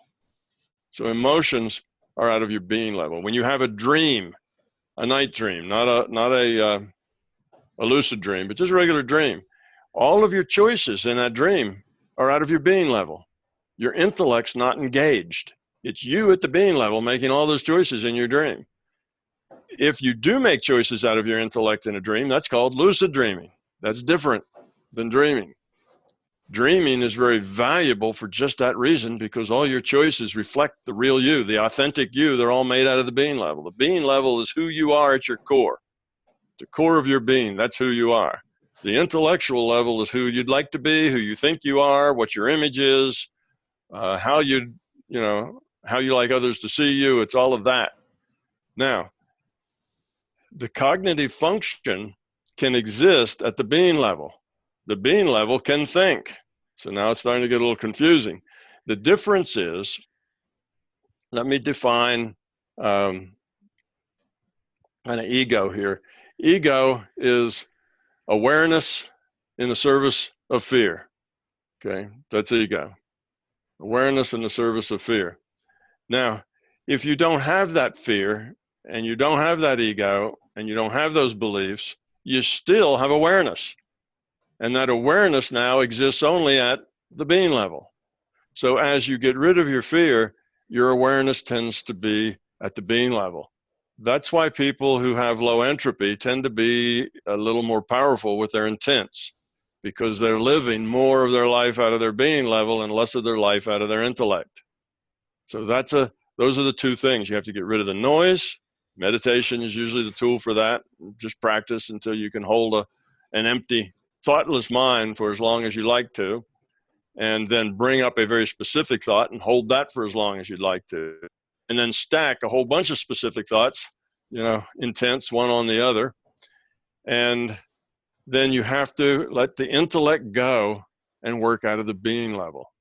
That's why so many people struggle with, say, out-of-body experience, because they want to run the experience out of their intellect. And those sorts of things, and using your mind to heal, that works so much better if it's out of your being level, not out of your intellect. Again, an intellect is like a wish with a little power.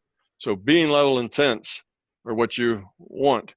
Now, when let's say you're healing, what would that being level intent feel like? Well, what it would feel like is that you have real empathy with that person you're trying to heal. It's not just an intellectual thing. Oh, I'm going to do this thing and say and think these thoughts and they'll heal. But you really care about that person. You really want to help them heal. That's important to you. You see, that then connects you with them at the being level. It's a caring about them.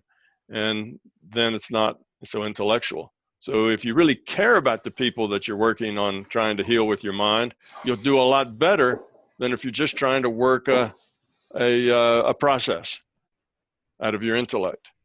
So I think those two things will probably help you kind of get over the issue of an intent that is strong and focused.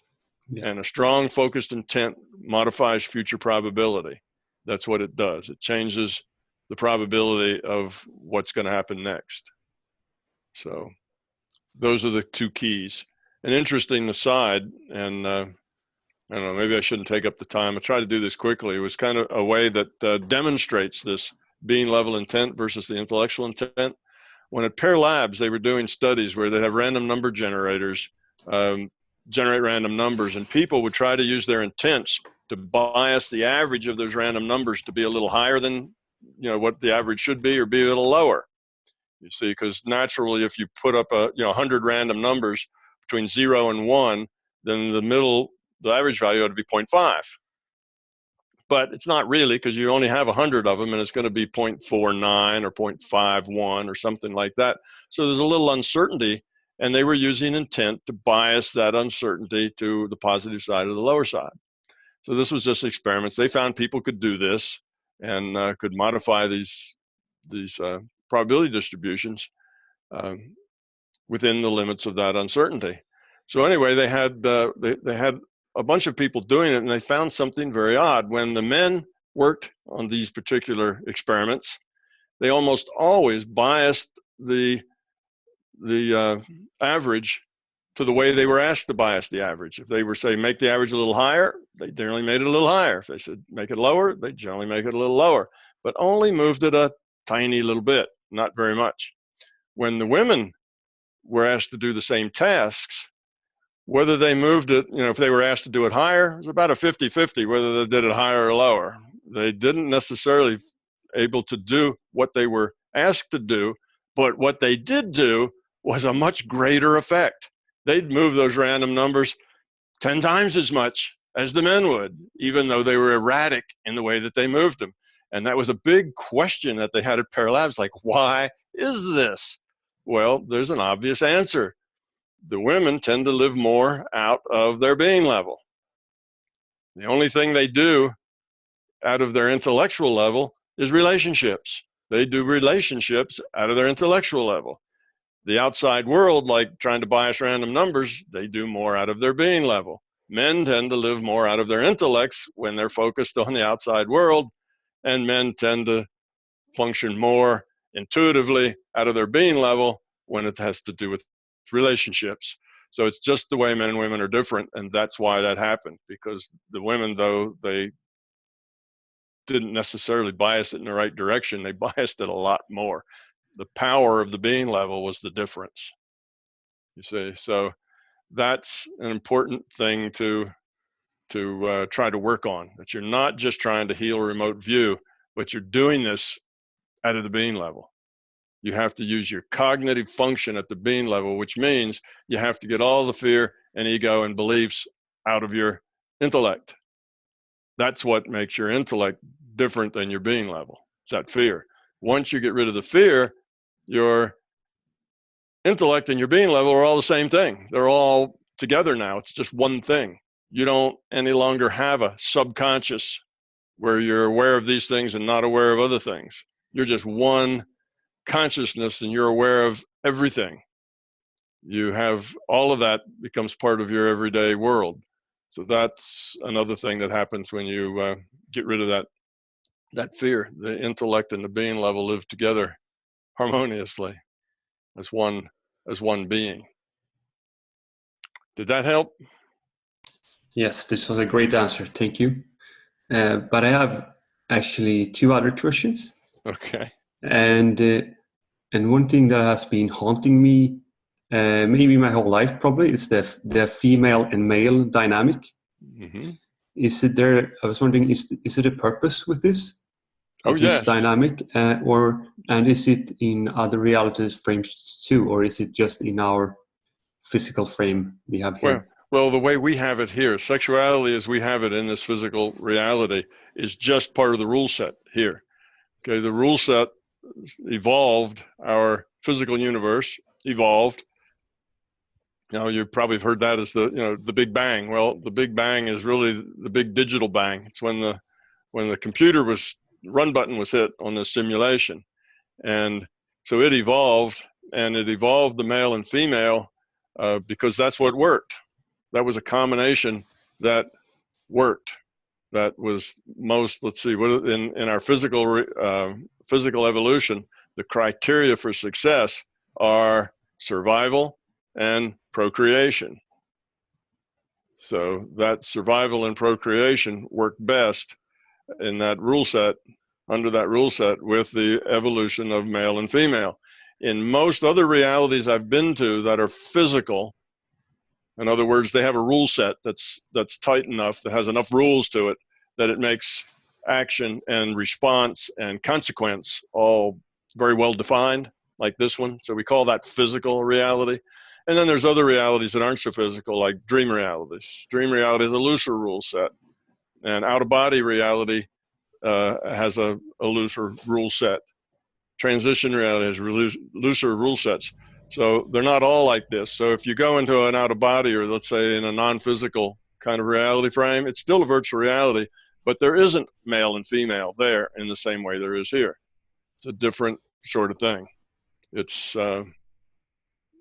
sexuality and gender is entirely different in those loose rule sets because it didn't evolve under those loose rule sets. So it is very fundamental, though, to this reality. And the differences between them have evolved to become very useful for each other. The male and female connect in exceedingly positive ways, as long as those males and females are kind of in tune with their own instincts, if you will. Humans are an animal like any other animal that evolved here, and we have instincts. And our instincts are usually stronger around those things that are fundamental to our procreation and our survival. See, that's where our instincts are strong. Other things, not so important. You know, you don't have a lot of instinct in other things. But when it comes to survival and procreation, we have a lot of instincts. And if males and females work and think and be in consonance with their instincts, then generally they fit together perfectly, functionally and spiritually. They fit together very well, work together very well, and they optimize the sum of the whole. You know, they optimize the whole. Is bigger than the sum of the parts. But when we get crosswise with our instincts, then there's hell to pay. Then we have neuroses and problems, and things don't work out so well. So yes, there is a design, and it is very fundamental.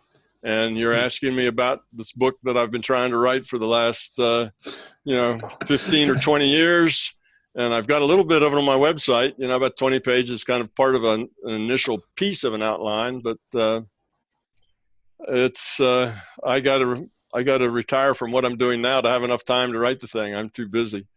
But I'm still gathering information, so it's good. You don't want to write things until you've got enough data. So I'm still collecting too. But anyway, yes, that one day I'll actually publish that thing, and then you'll have the whole enchilada there. When you said, sorry to interrupt, your book, Tom, it's a book on gender, correct? Yes, it's called Primal Male, Primal Female. Okay. Right, thank you. All right. You're welcome. So I just want to be mindful of the time. I know, Tom, that you agreed to 2 hours, which is very generous. It's 8:48, so we're about 2 hours and almost 20 minutes in. How are you feeling right now? I'm feeling fine. If we want to go for 3, that's fine with me. Okay. So yeah, I guess we can go for a half hour, 40 minutes longer. So I actually had a question related to what we were getting into before about overcoming fears and overcoming, kind of these emotional reactions that we can have sometimes that might be related to fear and ego and deep set beliefs. So I'm a social worker, and so I see a lot of things through a psychological lens. And in terms of psychological triggers, that's a word that's become quite popular. If somebody does something and you have a response to it and you don't know why, we say you get triggered. You have this kind of emotional reaction inside, and you can subdue your response to that, but you still get triggered. And you still kind of have to do your meditation, or you have to breathe deeply, or you do your energy work, or whatever it is you do to kind of self-soothe. In your experience, did working with out-of-body reality or meditation states play a role in the resolving of those triggers for you? So specifically meditation, and if so, how? And specifically out-of-body, and if so, how? Because I know that you said that when you were working with Bob Monroe, that there were kind of tests that you would get from the larger consciousness system. I know you call them fear tests, whereby there would be like, you have a very vivid dream, and it's like a simulation that makes you confront very directly this type of fear that you have. Mm-hmm. That's true. Yes. Triggers, for the most part, particularly from a psychological viewpoint of triggering behavior, it's a stimulus response, right? And you get the stimulus, and there goes the response. And people look at that very much like, if you cross your legs and you put your knee up, and the doctor pops it with a hammer in just the right place, the leg jumps out, and that's a trigger. The trigger point. It's a response that follows a stimulus. And we sort of think of it like that somebody says this and just makes us angry. And usually these trigger responses are within families, within people that are very close to each other. It's not like, some guy that you never met before, it's not going to trigger you very likely. but not as much as the person you live with or your parents or your children or somebody else. That triggering has to do with your fear, your ego, and your beliefs. If you didn't have those, you wouldn't be triggered. You would still have responses, but your responses would be more responses of caring and compassion and how can I help responses rather than, oh no, grit your teeth or get upset. They would not be the same kind of responses that people talk about when they talk about triggers in psychology or in psychological things. So that's just the fear and ego. And we try to excuse them by making them outside of our control. Well, I can't help it. You hit a trigger of mine. See, so I get absolved from responsibility because, well, it's not really me. When you said that, that's just triggered me because, you see, I had this awful experience 10 years ago, and that left me with this sensitivity, and you said something that triggered that, so it made me angry, and I got really upset, I'm sorry sort of thing, but it wasn't me. Well, that's a cop-out on not taking responsibility for your own choices. All of our choices we have to be responsible for. If our response to a stimulus is anger, we need to take responsibility. We make the choice for anger. Okay, that experience we had 10 years ago makes it easier for us to choose that response, but it's still our choice and we can still change it. So the idea that the trigger emotionally is very similar to the trigger of the knee that flexes when it hits in the right place. That is a way to sidestep responsibility. It's the, I can't help it. It's my trigger. That's just the way I am. You have to learn to walk around my triggers and don't say certain things in certain ways because that will make me do something. Well, nobody can make you make a choice. All your choices are made by yourself. Your consciousness makes all of your choices. If other people trigger you, well, that's just you making bad choices. It was still your choice to make. Can't slough that off on, the devil made me do it. My trigger made me do it. That's a cop-out. So it's fear, it's ego, it's belief. And all of those things often turn into pain. And when somebody hits something that's painful, we tend to scream or holler or act out in some way. And if it's emotional pain, then those are probably the triggers you're mostly talking about. Is the emotional pain gets triggered. Well, that emotional pain is very strongly nested and rooted, in your fear and your ego and in your beliefs, and you need to work on getting rid of them. And when you do, then you don't trigger. You don't have those kinds of things. You don't have your conscious awareness, and then this black area of your mind, the subconscious that is below your intellect, just kind of the cesspool down there where all that stuff that you can't control is. That's where your id, that's where your instincts are. All that stuff is down there, and that part you can't control, and that's not me. It's my subconscious. I want to pass. It's not my problem. I just have this subconscious and I have these triggers that live in there, and they just make me act that way.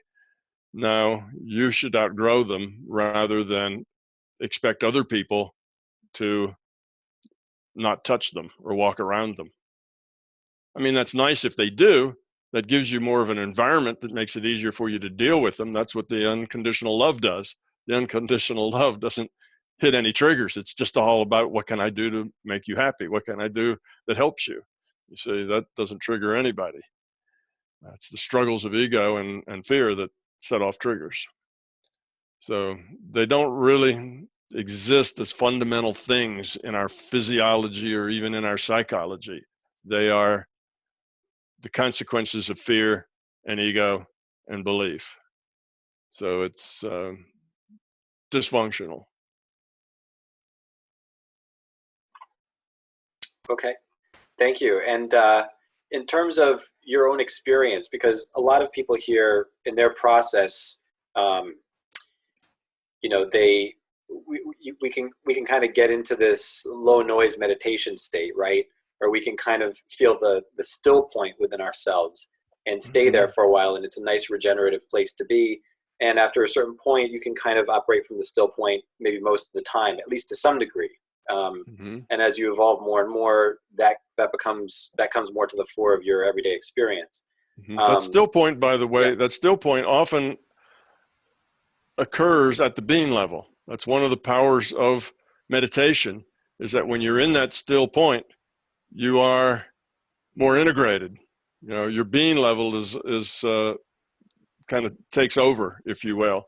That's why in that state, it's often hard to think. You know, if you plan to do something, oh, I'm going to go out and remote do this and then do that, and you have all these plans. If you don't make those plans ahead of time and drill them into your mind, once you get there, you won't do any of it, because you're now operating out of a being level, not out of the intellect. And at the being level, you don't really care about those things. So yes, that's one of the powers of meditation, is it does tend to reach into your being level a lot more when you're at that sweet point that you're talking about. Yeah. And so what a lot of people have discovered is that sometimes they still have triggers that are very deep, you know? So I was wondering, because you've said in another YouTube video that the void is just the beginning. Yeah, I think you said that when you were being interviewed by Rick Archer of Buddha at the Gas Pump. You said, you know, a lot of people will talk about going to the void and they think that the void is it, but the void is just the beginning, because there's this whole other larger reality to explore if you want to do that. So some people, there's, I guess you could call it part of their paradigm, or perhaps even a bias, that people will say things like, well, out-of-body experiences or exploring other dimensions or things like that, those are just relative experiences and they're not important because they're relative experiences. The argument is something like that. So, and that's not really a position I subscribe to, but my sense is that if they think that all that stuff is not important, are they missing out on opportunities to go really deep into their being level through having some of those types of multidimensional experiences? Does that question make sense? Yes, absolutely. Yeah. Those experiences are valuable. We have experiences here in the physical universe, in our virtual physical reality. And there's a certain set of experiences you can have here. Just the set of experiences the rule set allows. Other things you can have here. Okay. Now, what we do here is make choices, and from those choices we evolve or de-evolve. So now we go into the dream reality. There's a different set of things you can do there. In the dream reality, you can fly, you can teleport, you know, things can come and go. There's all sorts of things you can do there that you can't do here. It's a looser rule set, but you're doing the same thing. You are making choices, but the set of choices now are very different because the rule set's different. You see, the set of choices are a very different kind of thing. You don't have to have a big lead up to a particular event where all the pieces have to be causally related. You don't need this big causality thing. You can suddenly be in a dream and there you are, in a boat, and there's a huge storm, and it's tipping over, and it's not like you needed all the causality to lead up to that like you do when you're in this reality. You're just in it instantly, you see. Well, things like that can't happen here. If whatever happens to you here, there's a long chain of causality that led up to it, and a long chain of causality that's the consequences of it. In the dream, you don't have all that chain on either side. So now you have a whole different set of choices that you can make. You can get into dramas there that wouldn't be wouldn't be good to get into here, you see. So it gives you another place to make choices. And by those choices, you can evolve or de-evolve. The out-of-body reality is exactly the same. It gives you another reality frame with another set of choices that aren't constrained by the physical. They're not even constrained by the dream reality. You now are making choices. You're aware, making, choices in that out-of-body reality. Things can happen, events take place, and you have the same deal. Your consciousness, you're making choices. And by the choices you make, you can grow, you can evolve, or you can de-evolve. You see? So all the choices you make in any reality frame offer you the same game. You have free will, you make the choice, you evolve or you de-evolve based on the quality of that choice. So is it good to be able to get in different realities with different choice sets? Absolutely. It gives you now another whole set of possibilities to choice, in choice making, instead of just the one that you're constrained to. So are these other realities useful? Yes, they're very useful because they give you another opportunity, different kinds of sets of opportunities. They're more useful for some people than the other. It's not, oh, it's just relative and doesn't matter. Well, you could say that about dreams or daydreams or night dreams, both. But that's foolish. You're throwing away opportunities to make choices, and choices you can't make anyplace else. There are things you'll do out of body that just won't occur to you and give you those choices anyplace else. It's a different level of choice making with a different set of constraints. And that's what makes it valuable. Now, the other question is, take it from the other side, is that necessary? Do you need all those choices in the out of body and in the dream and here? Well, no, you don't need them, but they are helpful if you have them, in the sense that it's just more choices to make, living in a bigger reality. But you don't have to have that in order to grow up, in order to become love, in order to lower your entropy. You can become enlightened, if you will, or be on a path at least to enlightenment. And you can do that if you never leave this reality. So it's not necessary to do these things, but it's extracurricular, if you like, and it's helpful in the sense that it gives you another set of choices. It's not necessary. And if people get too focused on it, oh, I really want to do out of body, I just really want to do out of body, and they get very focused on it, it can be a detriment. Now your ego is twisted around it. You've got a bunch of beliefs about it, and you want to do it so bad. That's all ego. You see, now that out of body has become a negative rather than a positive. So it has a lot to do with the attitude. And you can get negative here in this physical reality. Those people that are very negative about this reality, oh, this reality sucks. This is the worst place ever. I can't wait till I get out of here, and blah, blah, blah. Everything sucks. Everything's awful. Reality's awful. People are awful. Politics are awful. Everything's awful. And those people basically waste their time mostly because they're not making choices. They're not engaged making choices. They've dropped out and no longer want to play the game. And they sit around and basically wallow in self-pity and in their ego and in their beliefs, and they're wasting their time. So you can waste your time in any of those realities. You can waste time in a dream reality or in an out of body or here. So it's not that one reality is superior than the other. They're just different. All of those are equally real.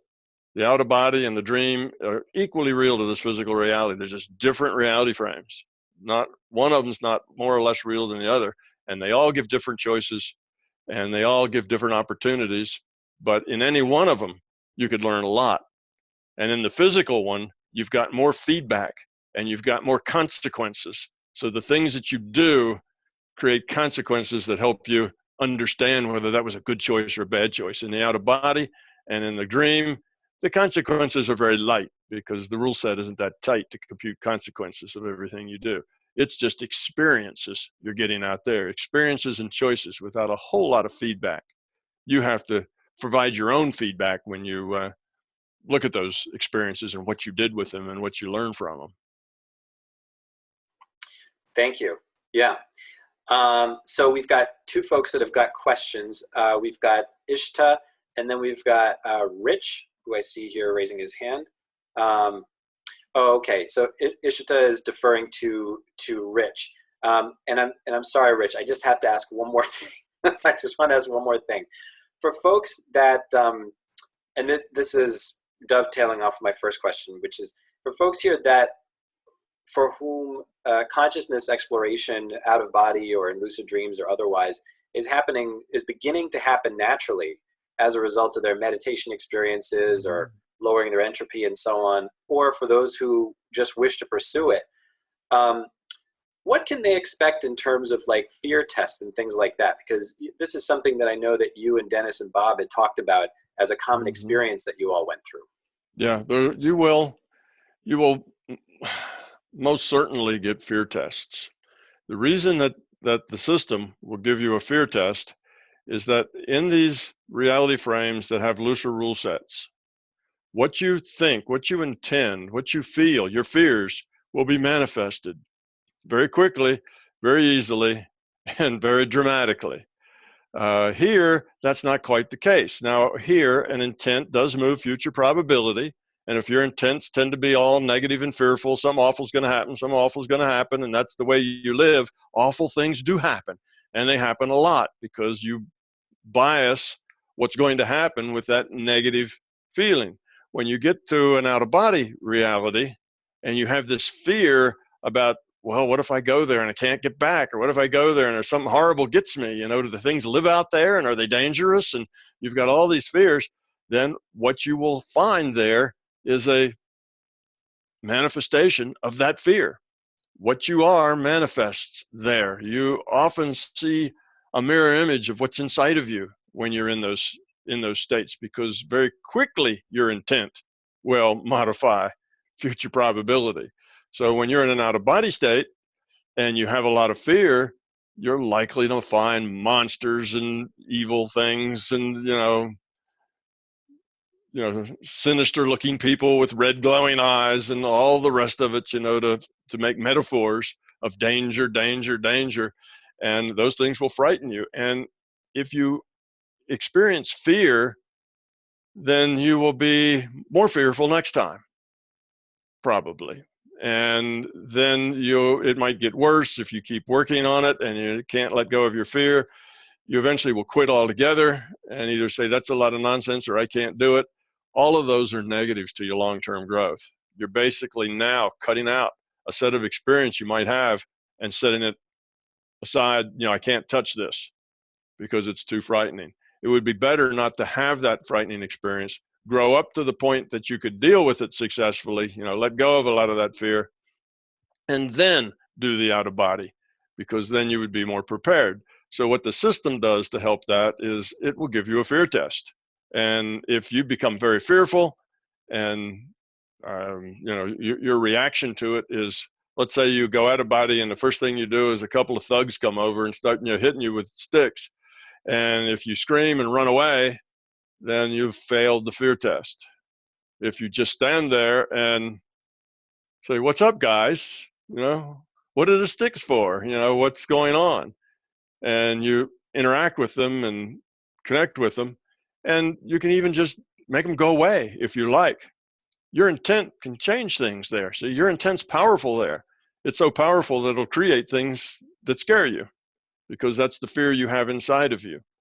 So that's why you get the fear test. Better to not go and get feared than, better not go at all than to go and end up with a fearful experience, because that just adds another layer of fear in your system. That's not helpful. So the system doesn't want people there who are fearful. So they'll give them some kind of fear test just to chase them away until they grow up, but not so fearful that it frightens them deeply. Often it's a very benign fear test. Often you'll hear noises, you'll feel electric shocks, you'll feel like your body is flapping like a flag in the wind. You'll get all kinds of other things going on with you. And if that's okay with you and you just kind of ride it out, eventually that stuff just goes away. But if it's not okay with you and it frightens you, then you will, you'll stop, which is what you should do. Mm-hmm. Okay. Thank you for clarifying that. Rich, go ahead. You're up. Thank you. Tom, I've had experiences since 1986 when I was 44 of noticing quite a lot of dreams that would come true the next day within 24 hours, pretty ordinary events.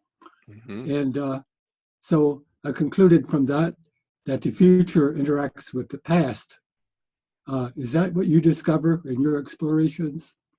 No, it's not that the future interacts with the past, but that there is a probable future. Okay, the future is not a done deal. We have free will, so we don't have determinism, and we have a future that is probabilistic. So the system calculates all those things that could possibly happen and the probability that they will happen. And it's got that. Now you can raise those probabilities to make something that's not so probable more probable, or something that's very probable less probable, with your intent. So your intent can move those probabilities around. So your intent will nudge it, but won't necessarily, you can't control it, but you can nudge it, you can influence it. So that's how that works. So you get a precognitive dream for a couple of reasons. One, you are just accessing data in that future probable database, and you're looking at the things that are likely to happen. And you think that, well, how could anybody compute, those things likely to happen? It's not that hard, because most of us are very habitual. Most of us live our lives like zombies. We just react to things in the same way. We have the same feelings about the same responses. We're very predictable if the database has a complete set of data of everything we've thought, everything we've felt, every decision we've ever made over multiple lifetimes. It has us pegged pretty well as far as trying to guess, what's going to happen next. And so it does with other people. So another question related to this: is it possible in the after the death experience to reincarnate into a past historical event? No, you can't go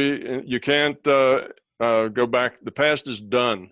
You can't do that. Now the past is there as a database. This future database turns into a past database as time takes events from the future into the past. It's all there. You can go watch it, you can live it, you can get into it just like you're a part of the movie. You can ask questions, you can make changes, you can see how things work. You can go back and change decisions you made and see how that would work out. It's all there in probability, and you can visit that past database. It's a big database. It's not only what actually happened, but everything that could have happened and the possibility that it might have. And within your intent, you can navigate that database. But you can't go there with a incarnation, because it's history. It's just history in a book. It's data in a database. It doesn't have free will. Right. But other than that, here, because we're running out of time. Have you read the Cess material by Jane Roberts since the 1970s? Yes, I have read that. He lays out explicitly that you can incarnate in the past, and that this is a universal process. Yes, he does, and I think all kind of mediums. Jane was a very good medium. She was excellent, but mediums have to interpret what they get into their own experience base. And Jane muffed that one. That was one of the major, didn't have a lot of flaws in that work, but that was one that wasn't quite right. What Seth was saying was something to the effect that, the past and the future, all exist. It's all there. And it's all there at the same time, that sort of thing. And what he meant was that you have a future probable database, you have a past database. That information is all available to you at any time. So it looks like they all exist. She made the mistake of thinking that they were all separate, independent things that all happen in the same time. And that's just logically untenable. It doesn't work like that. So you don't accept the idea that there are parallel streams of history. For instance, one in which there's World War III. Oh, yes, there are. No, there are, but they're not. They're all in probability within that database. So you can go into that database and you can say something like, what would the United States be like in, the year 2000 if the US had lost World War II and Hitler had won? And sure enough, that's part of the probability database, and it'll run you right through that, and it'll show you a picture. You can ask it what you want to see in details. It's all there, and you can do that, but it's just probability. No, you don't have parallel universes where every possibility is worked out in a separate universe. That doesn't work practically. Every time something happens, every time I scratch my head with my right hand instead of my left hand, a whole universe has to be created to mirror that change.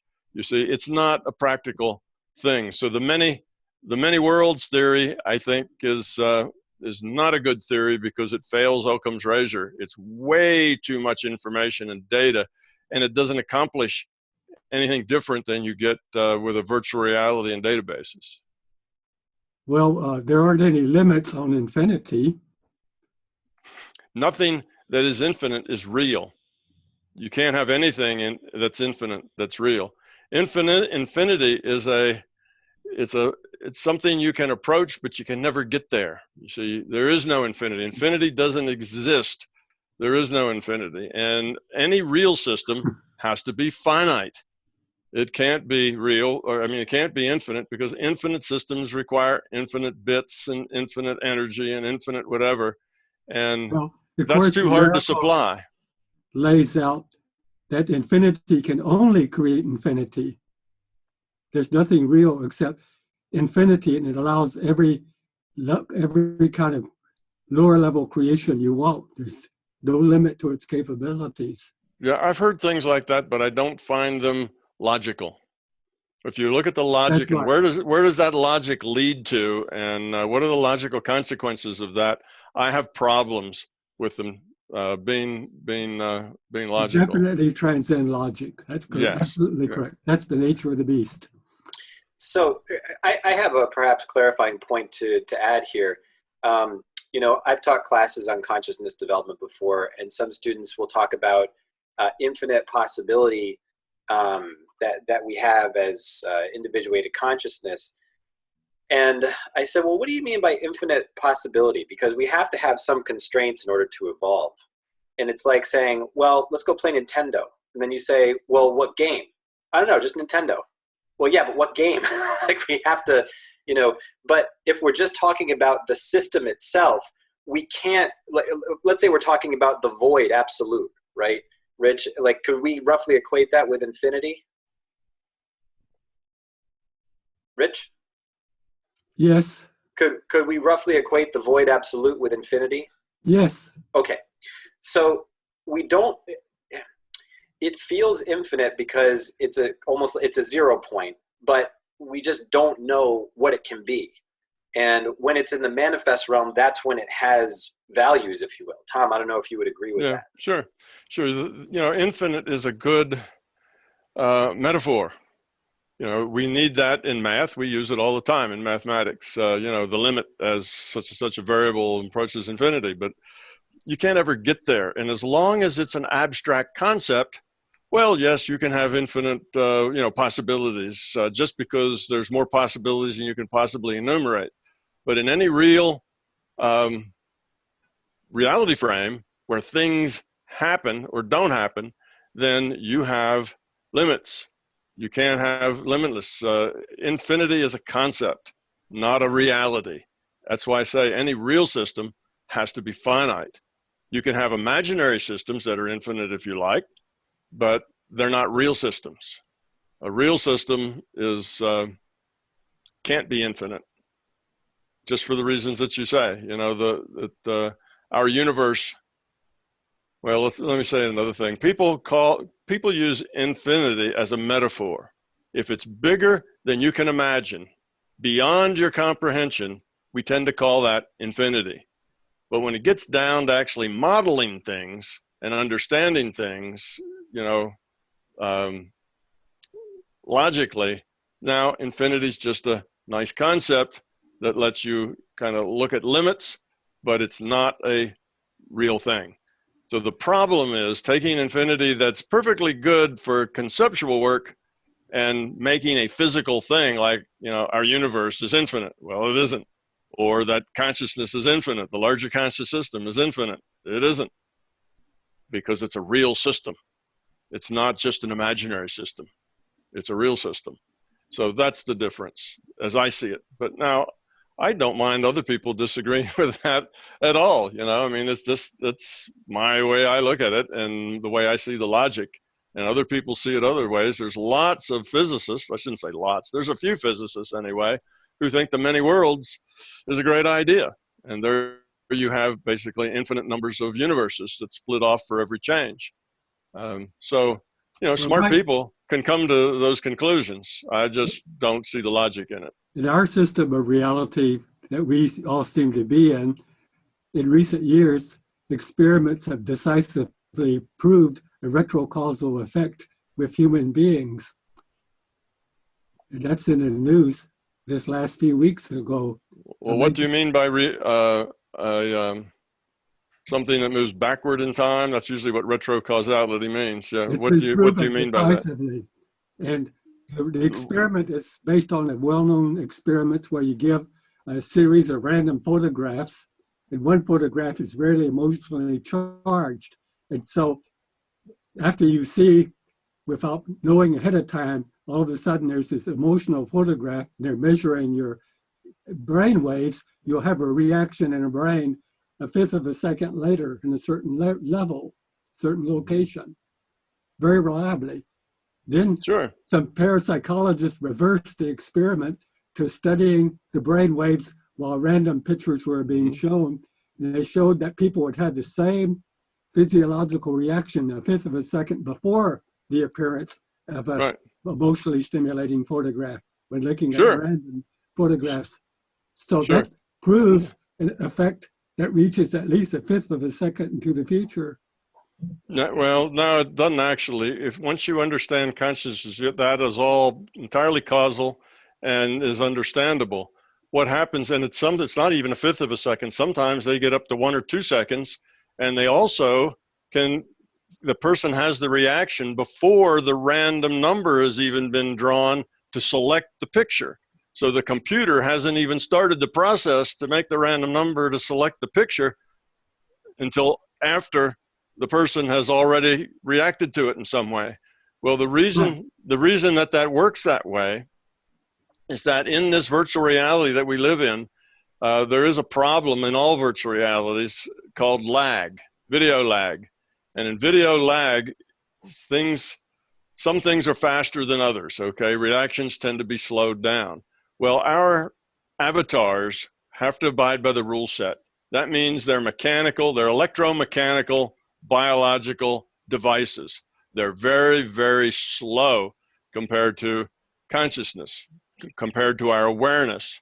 So what happens is, in order to reduce the video lag and make this a more usable reality frame, the body has to start moving, has to get its tiny potentials that start with emotions and with muscle movements and other things have to be started ahead of time based on the probable reality of what's coming up.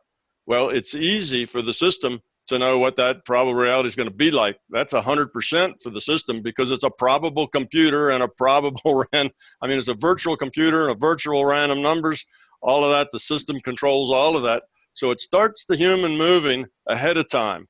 Now, if the human in free will changes his mind, well, then the system has to back off and do something else. So it's one of these games where, it's trying to work ahead. That's the way that you reduce video lag. And one of the ways that you can see that is that if you are uncertain about what you're doing or about what you're going, or if you have fear to where you change your mind a lot, you become clumsy and uncoordinated.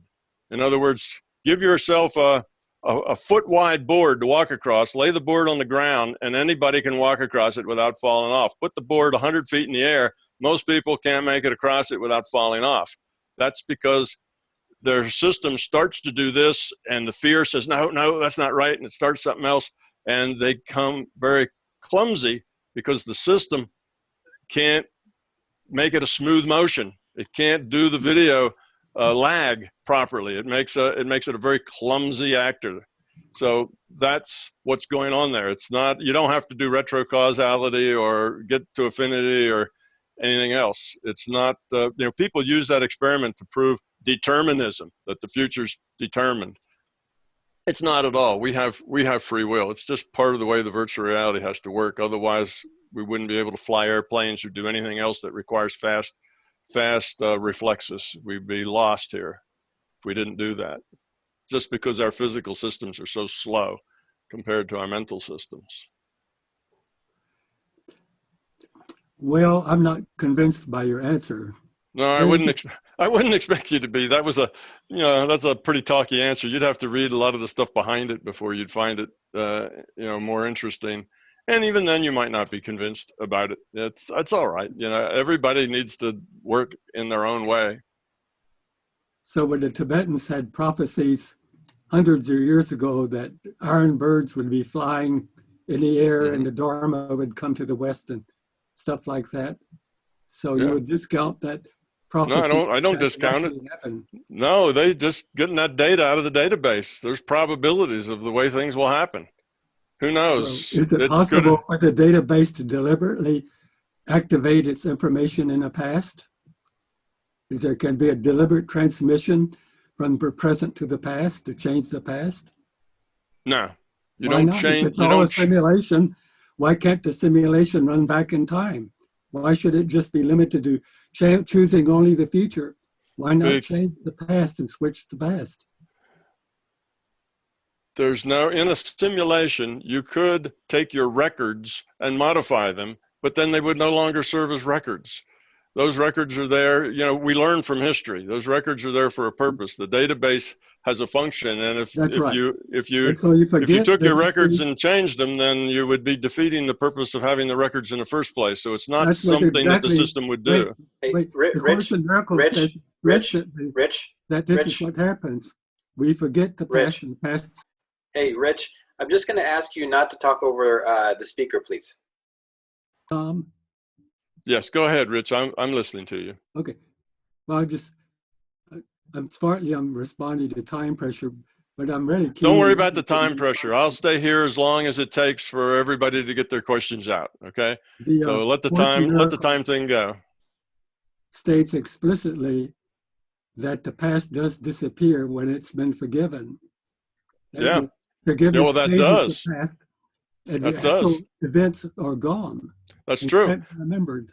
Yeah. What happens is once the past is no longer is no longer viable here, you know, once you have something that is no longer here as a fact because it's gone, because the data is just lost, you know, that's entropy happens, right? Data goes away. Now that makes it a new ball game. Things can come back differently. That's true. I would agree with that entirely. If you know, that's the, you know, quantum mechanics would agree with that too, as do some other experiments. They agree with that.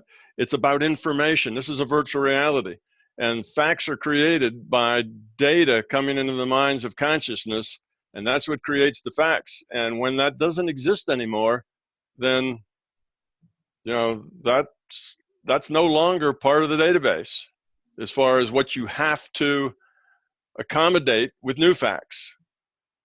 You don't have to accommodate that anymore. It doesn't impact, it has no more impact on the future. Yes, the past does have an impact on the future in the sense that history requires it. You know, history happens, and because we have this causal string, this causal chain, because of the causal chain in the history, in the past, you have then a limited number of future events that can happen. You know, that's the way it works. So yes, there's a limitation, but that's just constraints. History doesn't cause the future, it puts constraints on the future. And when that data leaves the past, then the constraint leaves with it. Well, I think what I imagined is that the out-of-body realms, which of course there's infinities of them, they're outside of our space-time entirely. And that means in this very moment, we're outside of the space-time frameworks, and we're like remote viewing and carrying out a simulation that seems to be in linear time in a well-behaved normal reality of cause and effect. But that's just an artificial simulation that we're running within a framework that's completely free of space and time. Right. We are, well, it's not free of time, it's free of space. Time is fundamental, space is not. Oh, I see. Time's not fundamental. No, time is fundamental, space is not fundamental. So that's, you know, you have to have time. If you don't have time, you can't have evolution. Evolution is you have to have a past and you know, you have what we were and now what we are. Change defines time. So if there's evolution, you have to have time. If there's choice, you have to have time. So time is fundamental, or nothing ever changes. Change defines time. So you can't have a reality where things change, like So a there's only dynamic one- reality. You can't there's have a only- causal chain if there's no What if time. there's a causal chain perpendicular?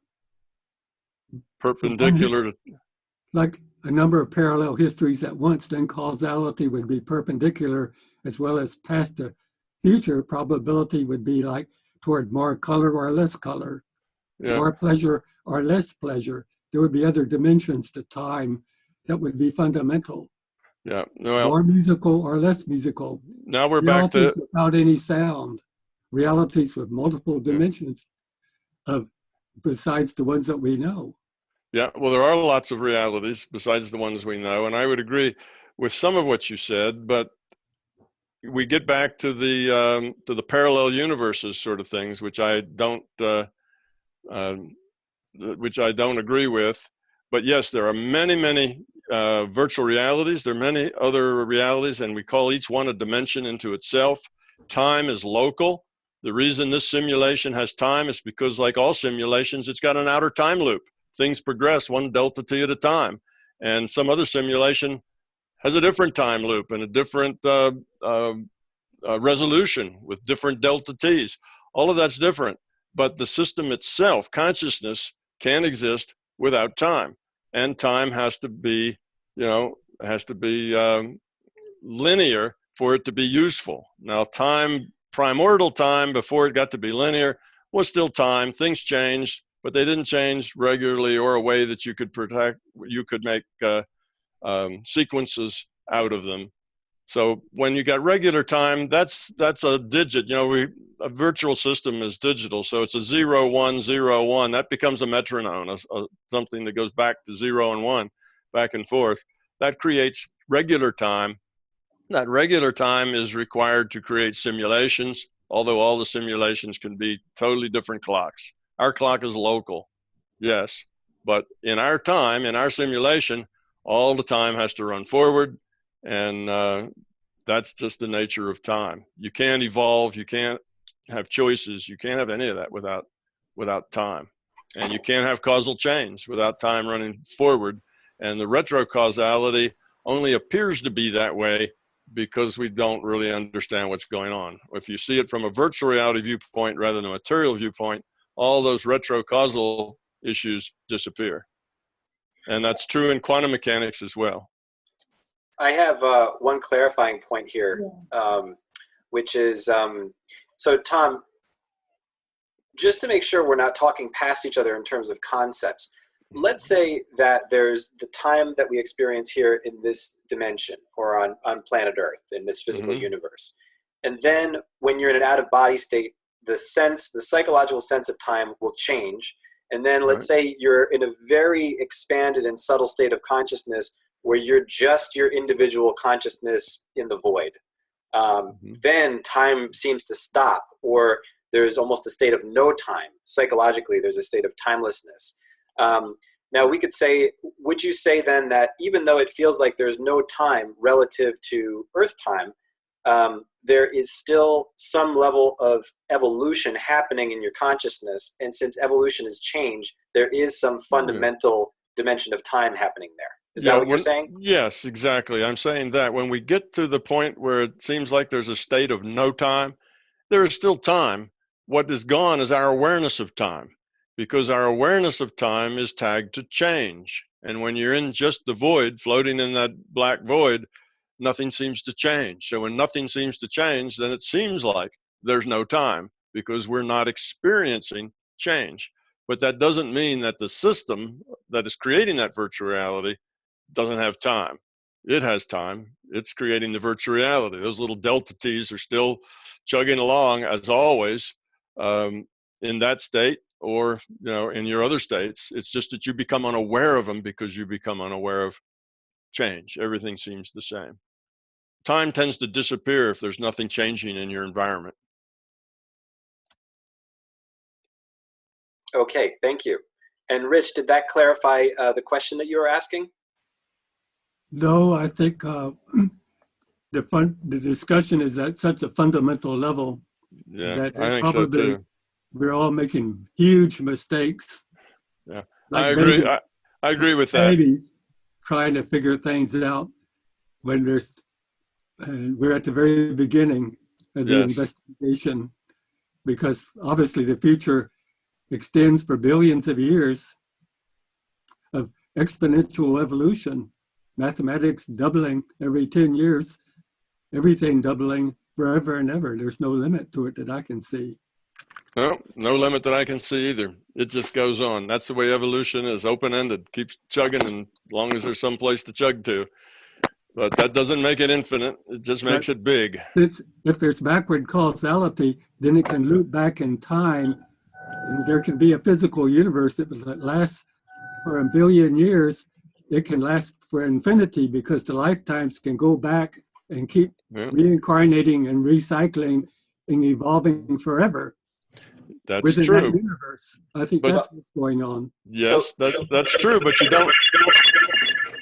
That's true, but you don't need that for that same effect. And when it's a digital computed universe, then you can get the same result. You can take something, copy it, paste it, and start again. So let's say our universe gets hit by a meteorite that destroys the whole thing. Well, the system could easily just take it a year before that happened and start it over in a new simulation. You see, so digital things are very flexible. You can take things and talk about looping it in on itself. You can copy and paste and arrange things any way you want. Well, I think it's a fractal infinity, like the Mandelbrot set. Yeah, that's true. And theoretically, Mandelbrot set goes on forever, but practically you can't make one that's that big. So that's the difference between our theoretical and as a concept and as a real system. So a real Mandelbrot diagram can't have infinite numbers of things in it. There's no way to get infinite pixels in it, infinite things. But you can imagine it being infinite, yes. What if it actually is infinite? You can't make one. You can't build one, and you can't build it. Nothing real. So it wouldn't be real. It's only ideal. Doesn't mean it's not real. That's proof that it's real. Rich, sorry, I'm gonna have I'm gonna have to step in here and just say, I think that we could keep going on and this point. I think so. And I don't want to keep harping on a point that maybe it requires specialized knowledge that other folks might not have. I just want to keep the discussion focused to broader things that directly impact people's evolution in the moment. I think Rich is right. I think the differences between us are so fundamental that they're not going to be resolved in a discussion at the logical consequence level. They really have to go back to basics, and that would take a lot of time and I'd have to familiarize myself with what he's thinking and where he is, and he'd have to that would just be a long process. I don't think it suits us in this meeting to do that. But Rich, it was good talking with you, and I'm glad you sticking up for your opinions and everything. That's super. And I think if we had enough time, we could probably come to some sort of at least an agreement to disagree, if nothing else. The same out-of-body experience together and merge awareness, and then do that together. That's what I want to do. I don't think I understood that. I didn't hear all of it. I want to go into the same out-of-body experience with you consciously, and do it a lot, and merge our consciousness, doing this with a lot of other people, and then we create from that together. Yeah, I've done that once, but just once. Yeah, just once. See, actually, I've done that twice with two different people, where I've gone with we did mutual out-of-body experiences together. That's what we're doing right now. This is a mutual out-of-body experience. That's the secret. You're creating this from outside the body with infinite power, just as it is. Well, okay. So we're coming to, it's 9:40 at this point. Does anybody have any closing questions or comments that they want to make before we wrap up? Wow. Wow. Yeah. So did everybody get their chance to say something? I really want to thank you, Tom, for your time. I know you're a very, very busy person, and I was working this whole time, but I was trying to listen. It was like a lot of pressure, trying to like simultaneously do two things, like work and here. But I really appreciate your work, and I really appreciate everything that that you've done for myself in terms of like the knowledge that you built up with this time, and I could, kind of understand and take more like to the being level in that sense. And I also want to thank you for the work, and I know that you put a lot of effort to really help a lot of people. I know it. So I'm really thankful for that. Okay? Thank you. You're welcome.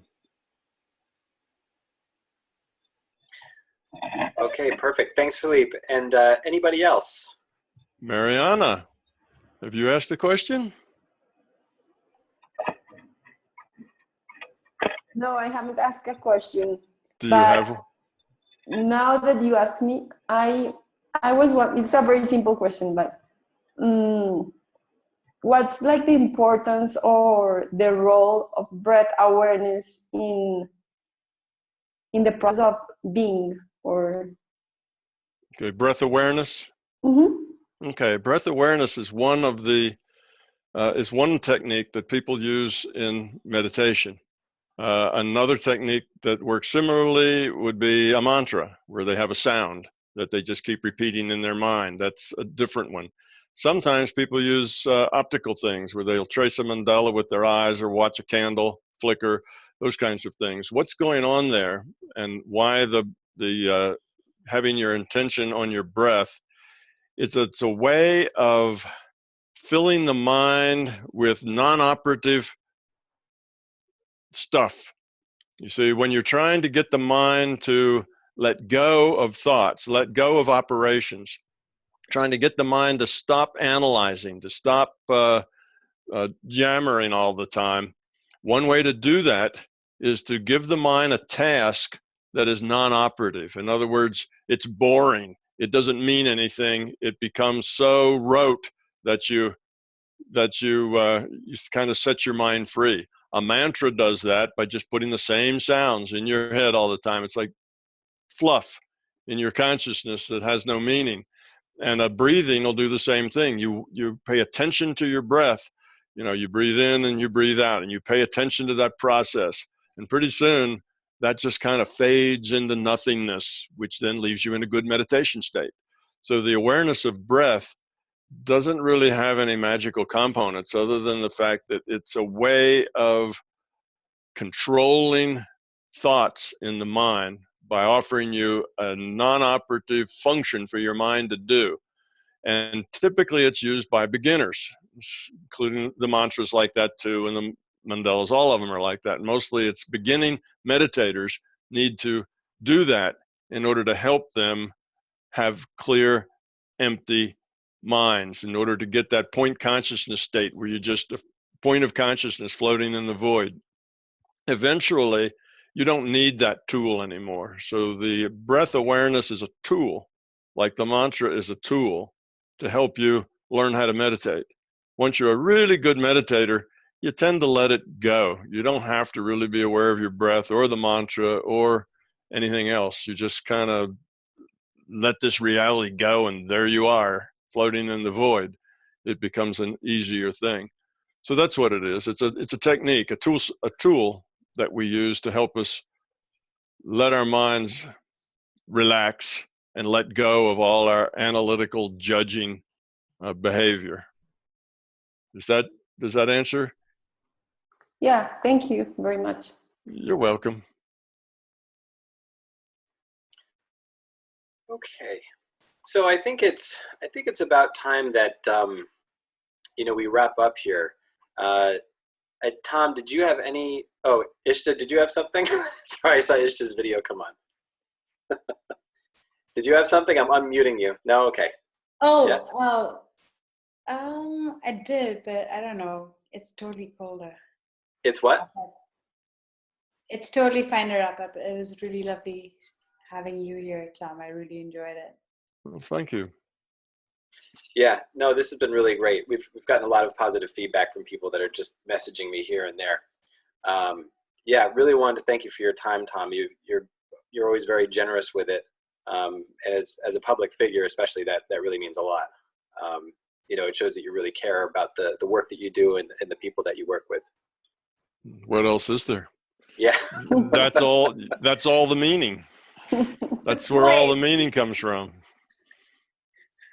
Yeah, absolutely. Amen. So cool. So yeah, we're going to put this up on YouTube. And it should be up, you know, in the next 48 hours or so. I'll put it on my YouTube channel. And Tom, if you want a copy of it, I don't know how to do that, but we can work that out. Okay. Get in touch with either Donna or Keith at mbtevents.com. Mm-hmm. Yep. And they either will just use your link and point to it, because I want to put it on my website. I mean, on my, not website, but YouTube. I'd like it to go on my YouTube site as well. And then you can do that with a link, though. We don't actually need the whole thing. But sometimes they like to get the whole thing just for posterity, so it goes in the archive. And if they do that, they'll make an arrangement to give you some monster drive that you can upload it to, or some other way to, you know, handle the big files, so that it's one of those things you just put on at night, and hopefully it'll be done by the morning when you wake up. Kind of a file transfer. But I don't know. They let them choose how they want to do it. Maybe a link will be all they want, or maybe they'll want more. Okay. All right. You got it. But it was very good. And I want to thank you, and I want to thank all the people that came, because there were a lot of really good questions. It was interesting. And if you say people learned something and you get a positive comment, then it can't get any better than that. That's good. I always tell people before I leave, don't believe anything I say. Don't believe a word of it, but hopefully you'll think about it, and it'll be something that you'll put there in that somewhere between the 1 and 0 of probability, and just let it rattle around in your mind until your own personal experience can either validate it or throw it out. So hopefully I've given you something to think about. Perfect. Is that you, by the way? Is that your phone? That is mine. Phone isn't even supposed to be in this room, but it got left in here, and okay. That's me ringing. Maybe that's the larger consciousness system calling.